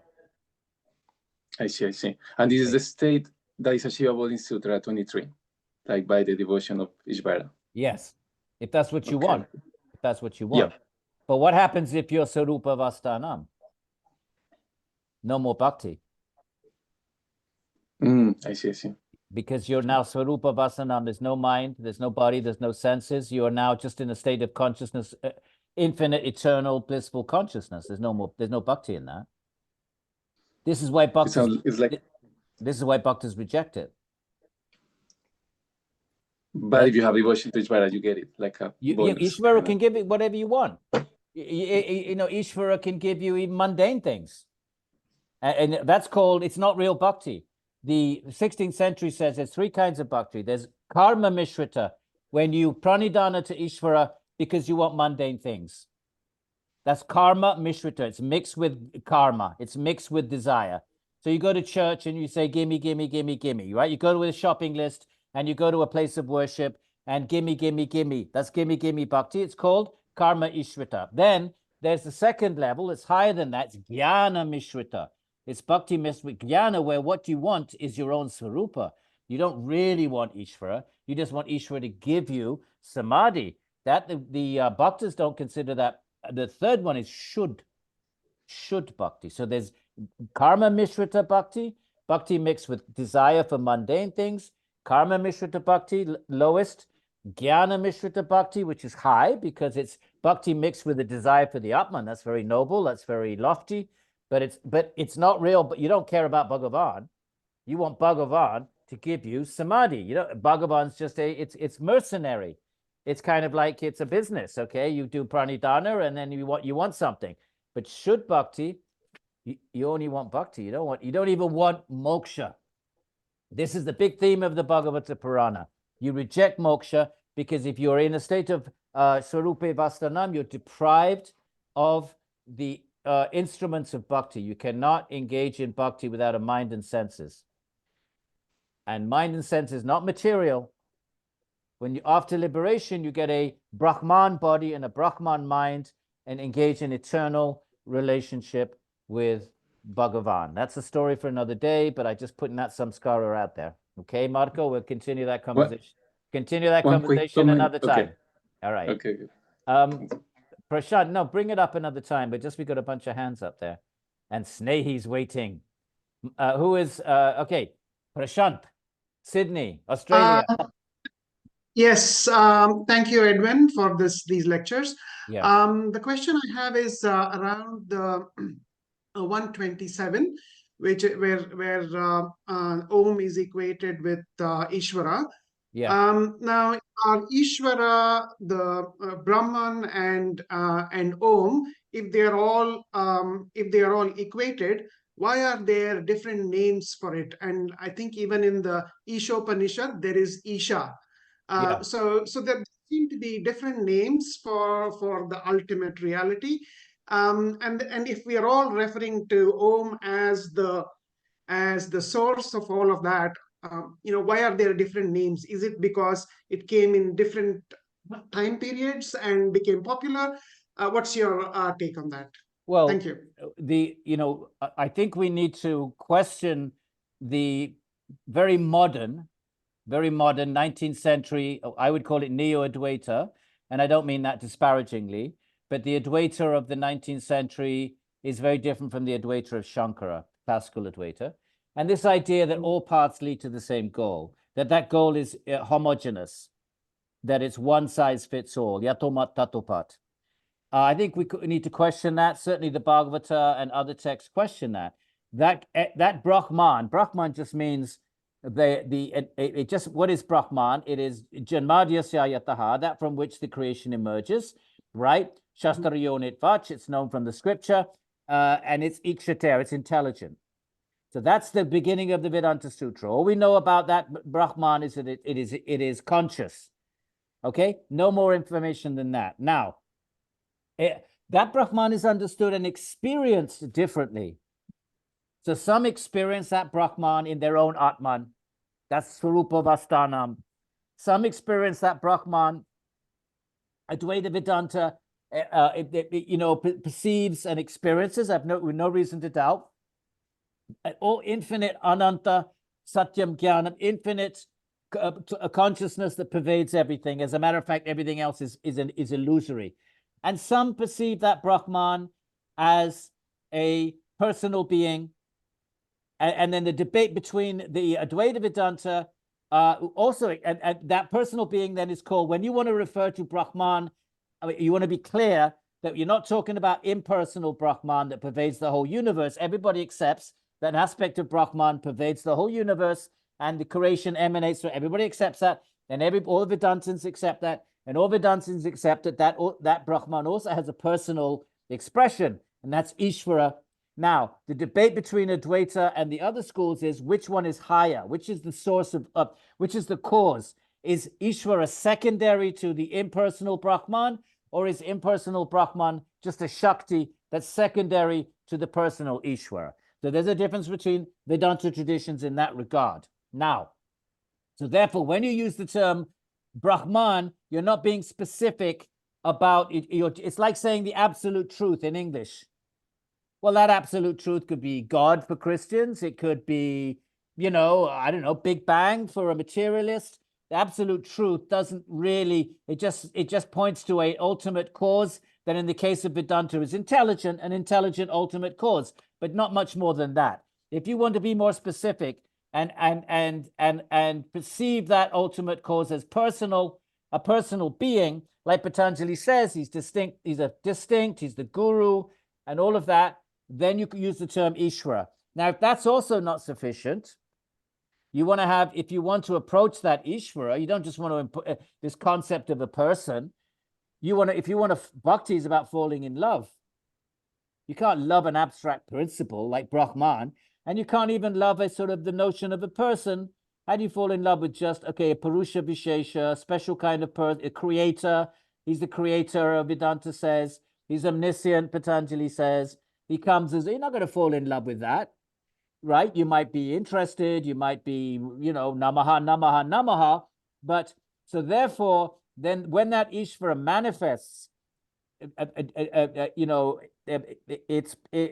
Ishvara manifests nama, guna, rupa, form and qualities, such as Shiva, Krishna, Vishnu, Devi, then and manifests to human perspective, so that humans' perception and accessibility, then bhakti begins. Bhakti is a relationship between the bhakta and Bhagavan, and then you use the term Bhagavan, not just Ishvara. Ishvara is too kind of distant and just not, there's no name and form associated with Ishvara. There's no form and qualities and characteristics, whereas Bhagavan manifests form, name, quality, characteristics, and the bhaktas then, their hearts are stolen by one or other of these forms, and the path of bhakti begins.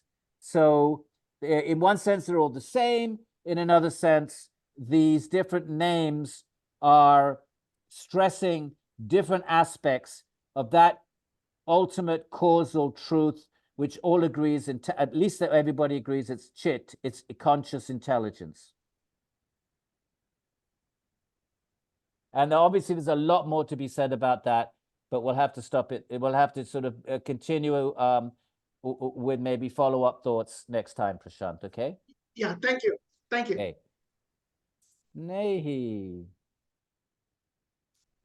Jai Sri Radhe Sneed. How nice to see you. Namaste, Edwin ji. Namaste, namaste.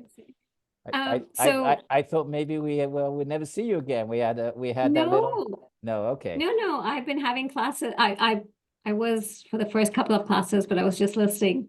Okay. Yes, nice to see you. So I wanted to ask you, you made a comment about in yoga, Swarupe Avasthanam, that consciousness does not need an object. You can rest in your own nature. That's Nirbija. Yeah. And it made me think of, in Advaita Vedanta, where consciousness, what I have understood is that, consciousness cannot take itself as an object. Well, in Advaita Vedanta, there is no such thing as subject-object. When you're on the highest level of Advaita Vedanta, there's no Dvaita. So there's no subject-object is Advaita. Right. So therefore, in Advaita Vedanta, Tattvamasi, when you're seeing the distinction between you are that, then you're still in one is still on the level of Vyavaharika, conventional perception. But once you get to once you get to the Paramarthika, then the Tat and the Tvam merge into you are that, and there is no you, and there is no that. There's no duality anymore. So these categories of dualism, which we're trapped in right now, you have to use them to get out, because you have to study the Vedanta, and Vedanta language is dualistic, right? Subject, object, verb. So this is the big argument that Ramanuja says. He says there's no way of knowing Advaita Vedanta. How would you know it? Because our conventional perception, sense perception is dualistic, and inferences are dualistic, and words are dualistic. So there's no access, there's no pramana, there is no way of even knowing that there is a non-dual Brahman. You can't even know about it. So that's a big argument Ramanuja will raise. But anyway, to your point specifically. So that's, sorry. Go ahead. So I thought that was, Advaita's position is that you cannot know Brahman like an object. Consciousness is verified by the fact that you know something. Yes. Okay. So you have to go beyond all pramana, because pramanas are dualistic, as we just said. So you cannot know it by any conventional means of the pramana means, epistemology, how do you know something? Non-dual Brahman is beyond.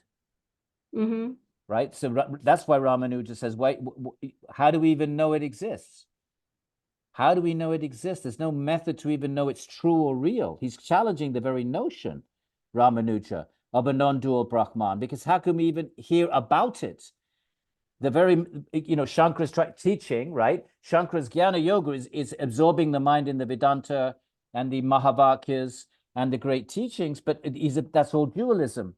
So how do we even know that it's true, that it's real? Because all forms of knowledge are mediated by dualism. That's a Ramanuja argument. So, Advaita would respond, you have to use dualism to get to a state beyond you. They'd have their answer. And so therefore you absorb the mind, at least you're absorbing it in the Vedanta, which is Brahman. It might be dualistic Brahman, but it's, an Om. Om is Brahman. And by absorbing the mind in these Om-derived dualism, at a certain point, the dualisms dissolve, the mind dissolves, all dualistic experience dissolve, and sarvam idam kalu Brahman. And there's just an experience of infinite, all-pervading, blissful Brahman. So then, so that's what they would say. So for Patanjali, when we use this idea of self-reflexive consciousness, so is Swarupe Avasthanam self-reflexive? No, but the mind in Asmita Samadhi, that's a mental state. That's Sabija. It's still a mental state, not a Swarupa state. It's a Chitta Rupa state. It's a state Rupa that's based in the mind. The mind is reflecting Purusha back to Purusha, but the mind is still external to Purusha. So that mental image, the image of the reflection It's like your face in the mirror. It's the real you, finally, it's the real you, but it's mediated by the mirror. The face in the mirror is not experiencing the real you, it's a reflection still. In that sense, it's inanimate because the mind is inanimate. But nonetheless, it's a real reflection. You're one step away. That's why Asmita Samadhi is the final sabija state before nirbija. Okay, thank you. Give your Much to think give about. your husband my regards. I will. We'll tell him we'll do a better job next time with Anytime, you're most welcome. Okay, Snehi. John. Hi, thank you. Ekatattva. There it was. Exactly. Yes. Could you do a little deeper dive into the word prajna and how prajna, like the etymology of prajna, and how it relates to samprajnata, and also how Mandukya refers to the deep sleep state as prajna? That's it. Well, okay, Yeah. the word is the root is gnya, and that's where you get the word jnana from. And pra is a prefix. So you're not going to get much from the etymology because Sanskrit's a bit frustrating that way, because you take a verb and a prefix. Now, sometimes the prefix has a meaning, like pra means forward, before. So sometimes you can take a prefix and fix it on a verb, and both the meaning of the prefix and the meaning of the verb merge in a kind of obvious sort of way. Other times, the prefix mildly affects the verb. Other time, it doesn't affect the verb at all. And other times, the two meanings, the meaning of the prefix and the verb together come up with a brand new meaning that is not obvious from either the prefix or the verb. That's a little bit frustrating in classical Sanskrit. So prajna is gnya, knowledge. So it's some kind of a mental state. And it's considered higher than jnana. It's often correlated with the viveka, which is the ultimate mental state. The highest mental state is the ultimate grand finale, highest apex of wisdom in jnana is the knowledge of the distinction between the Purusha and the Prakriti, or the Sat and the Asat. And so that's how prajna is in the verse that we read. It's taken that way. I heard that pra could mean that, as a very old prefix, could mean totally. So it's like the knowing as deep as you can know. I wouldn't say I've never heard that. Okay. Let me get I'll read you all the meanings of pra. Do you have a second? Okay. Yeah, please. Hang on, I get my little thing. Hang on.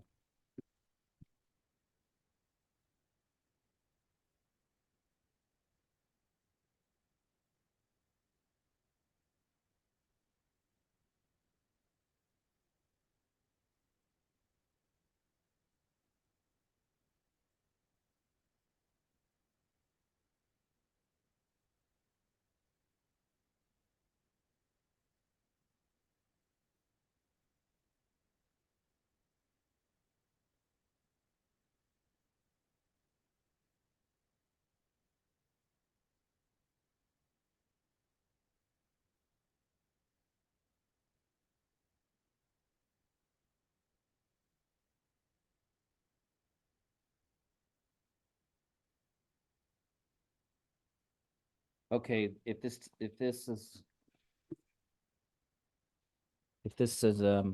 I just sent somebody this in an email. I don't want to take up too much time. Right. If you send me an email, I could forward you the photograph I took of. It's called Upasarga, the prefixes, and I can't quite find it in the table of contents right this second. I don't want to hold everybody up. I'll give it another 20 seconds, and then you could email me, or I'll tell you next week. Right. Where are the upasargas? No, can't be this late. And I'm assuming that prajna is, the key element in samprajna. Yeah, there you have two prefixes. You have sam and pra. So sometimes you can have two prefixes and they don't necessarily contribute. They're supposed meanings. They don't necessarily do that. I'm sorry. I don't know why I can't find it. Okay, no problem. Thank Yeah. you. Okay. Next question would be from Sylvia. There's Sylvia. Hi, Edwin. Hello, Sylvia. Swadhyaya would not be the same if we didn't have your nice questions. We've come to, yeah, go ahead. Could you give us some examples of fulfilling your desires dharmically? What exactly do you mean by that?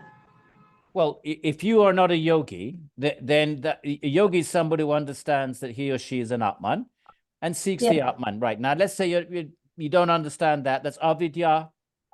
Okay. Now, if you have in avidya, then you have an asmita, which is if I'm not the Atman, then what am I? I'm body, mind.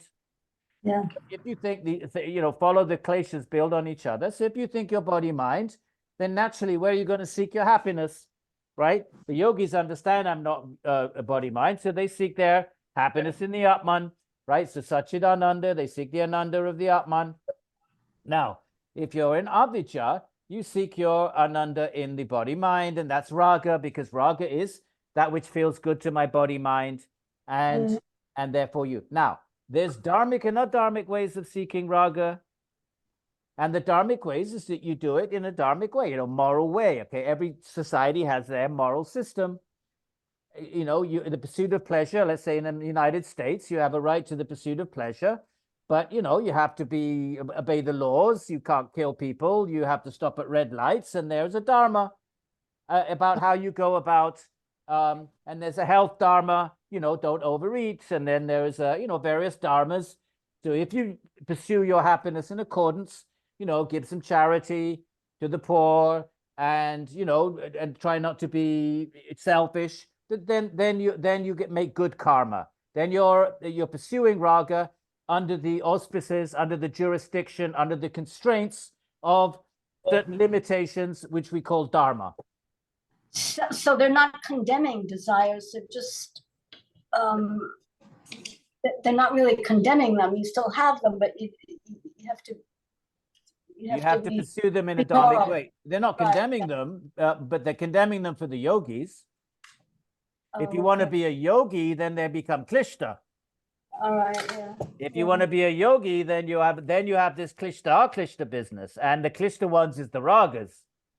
But if you're a non-yogi, then your frame of reference changes. Then these restrictions upon you are different. If you're a yogi, then the restrictions are, the yamas, the niyamas, and vairagya. Rules change. If you want Sarupa Vastanam, then there's a set of rules for that. Now, you don't want Swarupa Vastanam, but you don't want bad karma either. And, you want to be a nice person. But then the rules are dharma. And that way you won't get moksha, but you'll get good karma. I see. Okay. Thank you. Thank You're you. welcome. You're welcome. Subhash ji. Namaste. Namaste ji. I think my video probably is not working for some reason. I don't know. Okay. I would like to understand, vitarka and vichara, how to practice and what kind of experience you get when you practice vitarka versus vichara. So my example is I'm chanting Om. And you mentioned that the sound of Om itself, when it's in the gross form, that becomes vitarka. Now, also when I'm chanting Om, there is anartha bhagavan attached to it. So I'm also thinking of the meaning of Om, which is Ishvara, and all those other attributes of Ishvara. Okay. So what's the gross form of Om in terms of Ishvara and in terms of the sound? And what do I do when I do vichara? What do I experience when I do vichara on Om? Subhash, your sound is breaking up. Your sound is breaking up. I'm so sorry. But let me if I could just say a couple of things. I got little bits of that. First of all, you don't practice one over the other. The practice of Chitta Vritti Nirodha, these things spontaneously manifest. It's not that you say, okay, let me practice vitarka today, and tomorrow I'll do vichara. You can't get to vichara until you've gone through vitarka. So these are not options, they're not methods, they're not something you practice. What you practice is chitta vritti nirodha. And then when the mind is ekatattva prashtitaha, when it's focused on one thing, then that experience get deeper and deeper and deeper as your practice is mature. Now, if you're an Ishvara Bhakta, let's, first of all, when you're fixing the mind on Ishvara, let's talk about just conventional mental state. Let's say you're a Krishna Bhakta. What kind of Ishvara Bhakta are you, Subhash? If you do want to share that, or or just come up with it. In a sense, in the conventional sense of the word. So I'm just using You can't understand the word, Subhash. I'm sorry. Really sorry. It's garbled. But let's say you're a Krishna Bhakta. Now, when you fix the mind on Krishna, initially, what does that mean? You're fixing your mind on a samskara. Either it's the deity in your temple, or it's a picture you've seen in a book, or you've read about the Krishna stories in the Bhagavatam and you create your own picture. You get a prakritic blue and a prakritic feather and a yellow dhoti and a vanamala. You put around that and you put together your own mental, made of samskaras. So initially, when you're fixing the mind on Bhagavan, or it's the Mahamantra or the mantra, which is the sonic. So initially, your mind is fixed on the a samskaric or a prakritic derived form of Bhagavan. And then slowly, as your mind is fixed on that, slowly, eventually, that prakritic form dissolves and the actual Bhagavan Svayam manifests. It's no longer a samskaric construction. It's no longer a mental image. It's the actual Ishvara himself in the form of Krishna or whatever the form is. It's no different from Jnana Yoga. Jnana Yoga, you're mentally constructing, you're mentally reciting the Mahavakyas, Aham Brahmasmi, Sarvamidam, you're mentally contemplating the Upanishadic teachings, but they're all mental constructs made of samskaras, and eventually that purifies the mind, purifies, and eventually those, the mind, when it becomes purely sattvic, in a sense, you have a eureka moment where it dissolves, and it's no longer a mental construct, but you're actually experiencing all-pervading Brahman. Same with bhakti. The bhaktas don't want all-pervading Brahman, they want Ishvara. So first they fix the Nirodha, the mind, the Vitarka form of Ishvara, which is kind of like an Ishvara made of a samskara, which you've put together from a picture you've seen, or your deity of your local deity, or the deity of your heart, or it's your own mental image, and that's a Vitarka, and eventually the mind goes through the various, eventually the grand finale goal, then Ishvara manifests in the Brahman Vigraha, Satchidananda Vigraha, in the form of pure consciousness. I hope that was somewhat related to where your question was coming from. Thank you. But I don't know what's happening with my system. Can you hear me well? Well, you know what? Not really, Subhash. Can you come back next week with yes, I will do that. Thank you. Thank you so much. We'll take one last question because we're getting close to 9. And no one else has a hand up. Subhash, Sylvia, everybody. This is the last one. We have Sylvia Eckhard. Another Sylvia. Oh, no. Who are you? This is? Do you have Sarah Yoga. Where does it say that? Hi. Oh, Sarah. Sarah Yoga. Yes. Sarah, yes. Hello, Sarah. Sarah. Hi. Yeah. Thank you. Yeah, I just wanted you to speak to the practice that's mentioned in 133, because it sounds to me like that's unlike the yamas and the yamas, they're called bhavanas. And what does that word kind of indicate in terms of practice? Are they like embodied intentional sort of in exclamation marks meditations?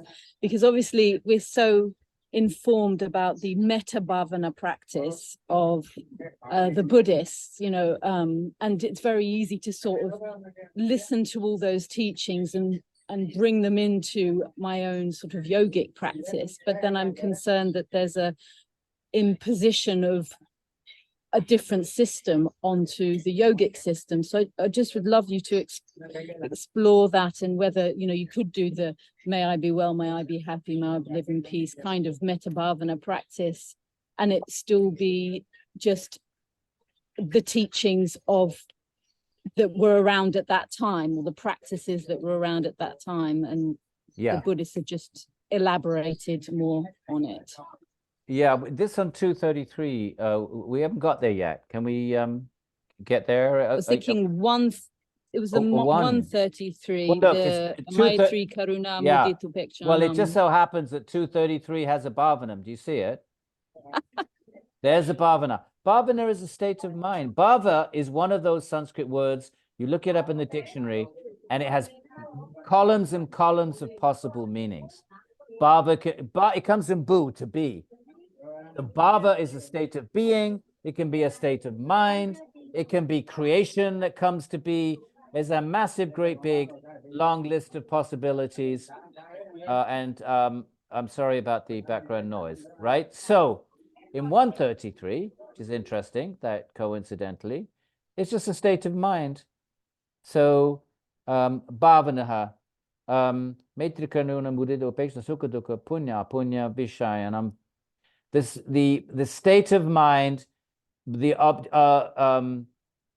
I've got a cultivating an attitude, or cultivating a state of mind with these following objects. A vishaya, there's your vishaya again. Remember the vishaya we had 2 or 3 times? This vishaya, arnam is just the genitive ending. So your question is bhavana. Bhavana means a state of mind. It's a bhava. In bhakti, we talk about bhavas. Your bhavas mean love in bhakti, so it takes its own connotation. It's one of these words that has multivalent, and therefore used differently, because it comes from the primordial root bhu, to be, bhu bhava. So it's just here. I would take it as a state of mind. I've translated it as attitude. But I think your point is good, that there were these things floating about in the ethos of the ancient Indian yogis before these hard and fast demarcations came about. And that's okay. Namaskar ji. Who is this lady? Namaskar. Where are you? In Bali? Are you in Bali? I'm in Thailand. Thailand. So okay. So is that okay? I mean, you can't pin the word down. It depends on the context, but typically it means a state of mind. Okay. Thank you. And the metta bhavana, the Buddhist exploration of it, is it possible for me to practice the metta bhavana and still be in keeping with I'm not really, my specialty is basically the Vedic traditions. So I can't locate the term metta bhavana off the top of my head. Metta, I think, is a Pali word. It's not a Sanskrit word. You know what is it come from Maitri? What is the word? So. So metta, it would do it. Metta, Maitri. So metta bhavana, I don't know enough about that. You could check that with, it sounds like a Tibetan Buddhist term, or a Madhya, or a Mahayana. It's a Mahayana term. I don't want to, I don't know. I can't answer that question. I'm not familiar with that. Yeah, I'm sorry. Yeah. Snehi probably knows something about it, because she lives next to the Tibet house. Right, Snehi? Yeah, no, everything you said, it is from the Pali Metta bhavana for Maitri. Yeah, and there's so much online, on YouTube and so forth. Yeah. Okay, my friends. Jai Sri Radhe Shyam. And it looks like we are going to have at least 3 different Svadhyaya sessions. We are going to do whatever it takes to cover the Yoga Sutras. Let's put that intention out there. Let's make that the Dharma. I didn't know how it was going to turn out, but I see now I should do this, because I know this text better than all the other ones, and it's my Dharma to share it with others. That's the Dharma. let's hope it helps at the moment of death. Okay, my friends, have a great evening or day, and au revoir. I'm just going to check the chats. You can all go ahead, and I'm just going to see if there's anything I need to know. Thank you. Okay, good night. Thank you. Good night. Thank you, Edwin. Take Thank care. you. Good night. Night, night. I'm just scrolling through the chats. Yeah, Edwin. Bye-bye. Bye-bye. Good night.